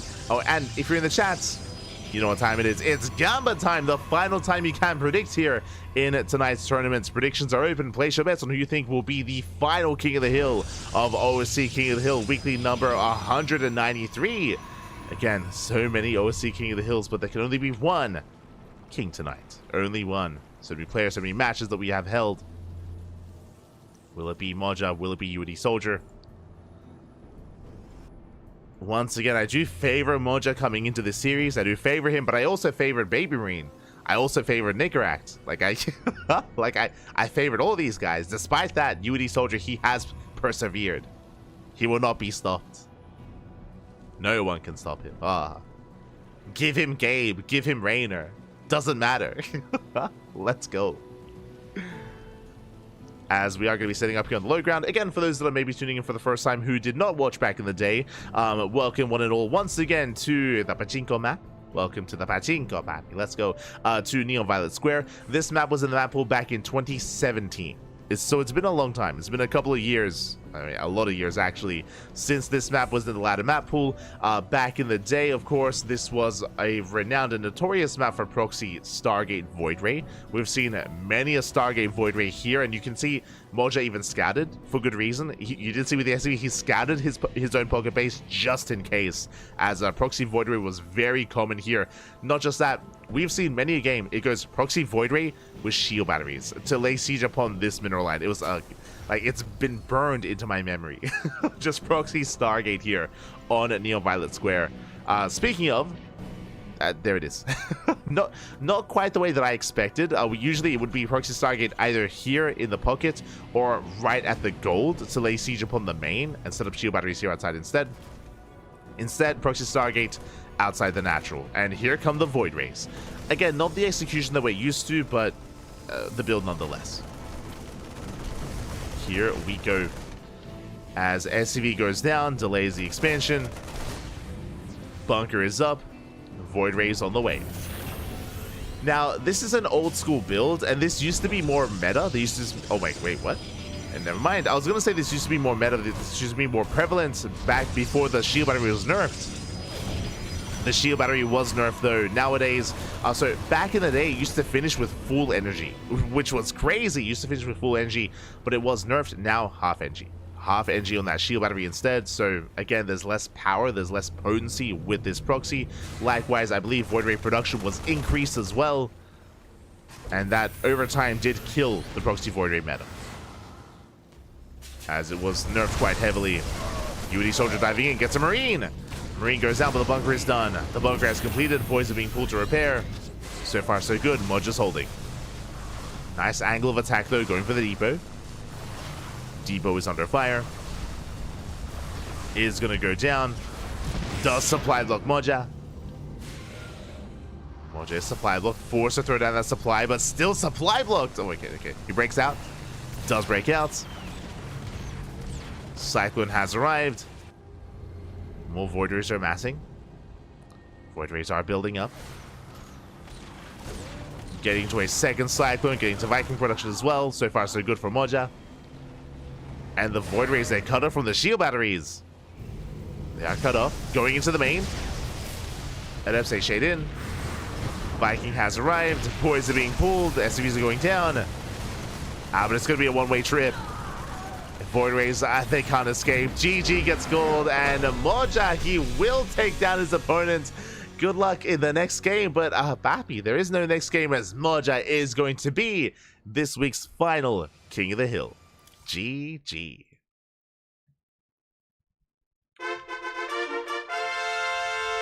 GG, well played. Congratulations, Moja. He will claim the series. He will take it in the end. A shout out to UD Soldier, though, because he had a crazy performance in this week's tournament. So little faith in UD Soldier, at least by the chat. But despite that, he was able to overcome all the odds. He took down Nickrak, took down GG Machine, and he took down BabyMarine as well. So a very, very nice performance there by UD Soldier. And GG, well played. A shout out to Moja, of course, for being the final champion, the final king of the hill, as that was the final best of one. Also, I do appreciate that UD Soldier went for that build just because it was a blast from the past. Even reminiscing. I didn't even notice that he was going for the proxy Stargate, but I was even reminiscing and being like, yeah, you know, PvT was very common to go proxy Stargate Void Ray until it got nerfed into the ground. I think it was, if I remember correctly, you can correct me if I'm wrong, but I believe it was 3 nerfs. It was the shield battery got nerfed, the Void Ray build time got nerfed, and I want to say there was another one. I want to say there were 3 in total that hit at the same time, directly like targeting proxy Void Ray, which did kind of remove it, as it was quite a popular kind of build and a popular style back in the day. So dark times. But I can't remember the third one. It was build time for Void Ray. It was shield battery, you know, being cut in half when it comes to how much energy it has. And I remember there was like a third one as well. Can't quite recall, but regardless, GG. Void Ray cost. There you go. That was the third one. Void Ray cost. I'm assuming, but yeah. There was 3 in total. And with that, GG, well played. Moja will take it. Again, shout out to UD Soldier for bringing it back for a moment. Again, it is far weaker of a build than it used to be, but I appreciate it nonetheless. The nostalgia. Yeah. And with that, congratulations, and that is going to be us wrapping up here for the night. That is going to be us wrapping up here for the evening. Of course, a shout out to Eddie and OSC for hosting the events, for running it, and for adminning as well. It is not easy kind of bringing together 15 unique players, and actually I can very quickly go over the results as well. My apologies, we have yet to go over the Wikipedia page itself.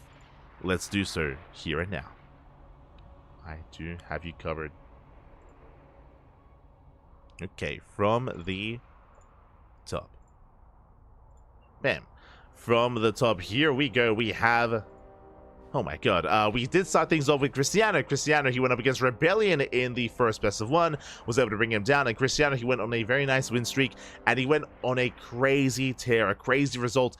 If you recall, I mean, if you missed out, I recommend the VODs. But I was shocked to see Solar. Solar, it has been a long time since he has competed in OSC King of the Hill. I can't remember the last time he did play in it, or if he has in the past. I'm sure he has, but it's been a long time. Solar, he rocked up early on, and he got immediately knocked down. Cristiano, despite the fact that the Immortal has been nerfed, Cristiano, he did flex a very Immortal heavy build. He went Mass Immortal Archon, went for a very strong committed 3-base push, and he caught Solo with his pants down. Solo was not ready for it. That was on King's Cove, by the way. Again, I recommend the VOD. And that was a massive, crazy upset as Cristiano took down a Solar, took down Homono, but he met his match in the PvP. Very intense PvP between Forjumi and Cristiano. This was on Frostline, if I remember correctly. Yeah, it was on Frostline. If you remember, this was the game where Cristiano, he had gotten a 3rd base. He was getting into the mid game. He was getting ready for a longer game state.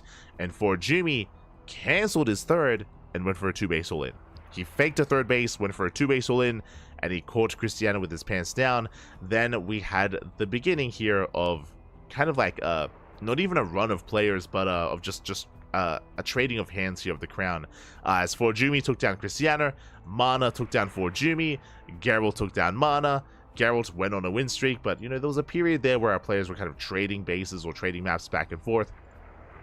Gerald went on his own win streak, of course, taking down Demi, taking down Shameless, went down to Mixu. Mixu poked off, and then we had the kind of final round here where Nickrat went on his own tear, got 2 wins here on his belt, or under his belt, with Mixu, Night Phoenix, and then that's when UD Soldier popped off. That's when UD Soldier popped off towards the end of the tournament, and then Moja had the final laugh, the last laugh, the final win of the night. GG. GG, well played. And again, if you enjoyed the cast, if you enjoyed the tournament, this is a weekly tournament. Every single week there is an OSC King of the Hill. Sometimes we cast it whenever some of the other casters are not available. I believe usually Wardy, I think Wardy has priority here on OSC King of the Hill, but if Wardy is ever hosting his own tournaments, like recently Wardy has been hosting like his November event and the PTR tournament before that, like Wardy's been busy.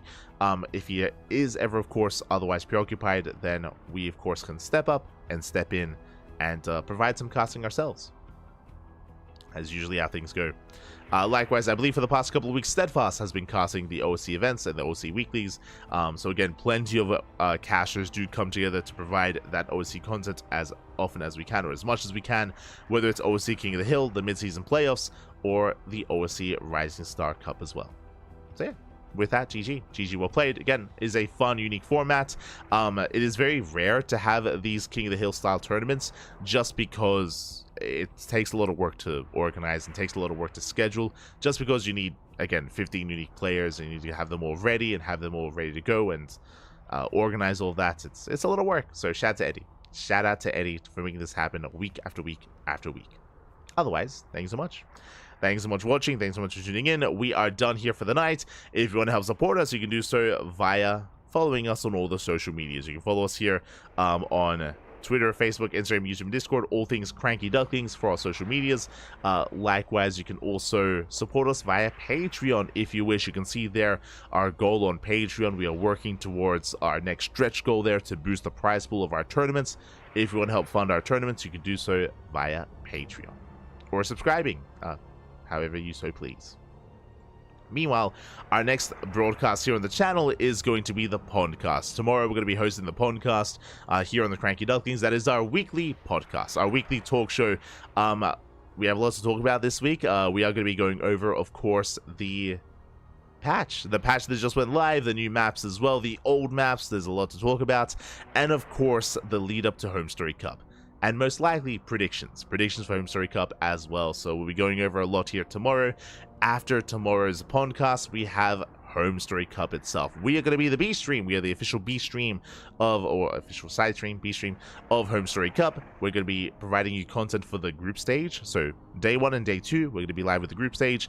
Day 3, we're not. We're just going to be watching from the sidelines, from the crowd, with everyone else watching the playoffs of Home Story Cup. So it is a 3-day event. A lot of StarCraft over the weekend. Make sure you tune in. Make sure you tune in. Quickly double checking here, and yeah, there's a lot of matches throughout the weekend. Jesus, I mean the group stage is round robin, so there's a lot of matches in the group stage. Aye. It's gonna be a long day, Pap. It's gonna be a long day. It's gonna be 1, 2, 3, 4, 5 rounds per group. I believe, yeah, 5 rounds. So 10 best of 3s. Or are they best of 2s? I think 10 best of 2s, Pappy. Aye. Let's go. Per day. So 10 best of 2s, Friday, then Saturday. So gonna be a long one. And of course, it's gonna be featuring plenty of amazing players. Maru's gonna be there, Cyril, Rainer, Ryung, many others. I believe this is Maru's first Home Story Cup. And I mean, it's really fitting for him to go there alongside, of course, the rest of the Vitality boys, because they were just in France. They were just in Paris, or France, I should say. Don't know if they were in Paris specifically, but they were in France. So they can hop over from France over to Germany. Oh boy. So Maru and Ryung are going to be there alongside Gumiho, alongside Nightmare, and many other players. So yeah, check it out. It's going to be a lot of good fun. It's going to be an amazing tournament, and we'll be a part of it as well. Otherwise, thanks for watching. Thanks for tuning in.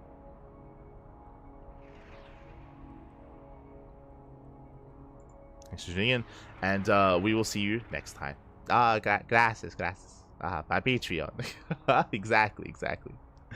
Stick around. We're going to be giving another StarCraft streamer a raid. Who is live at the moment? Who can we send everyone over to? Also, if you want to tune into my own personal channel, I do stream throughout the week. I stream on my personal channel, light_VIP, light in the chat. I don't have too much time to ladder anymore, but I think tomorrow I should be able to have a ladder session. So tomorrow I should be live on my channel, just streaming, laddering, maybe playing some other games if I have some time as well. I know we have a very busy schedule and busy week, but I try to find some time to ladder whenever I can, and maybe play some Final Fantasy as well. When it comes to who is live at the moment, who can we raid? I know that Lambo is live, Gabe is live as well, but we try to raid some smaller channels to give them some support. We'll find someone. Otherwise, thanks for watching. We'll see you guys tomorrow for the podcast, or we'll see you over the weekend for Home Story Cup. Until then, thanks for watching. See you next time. Ciao, papi, ciao. See you next time.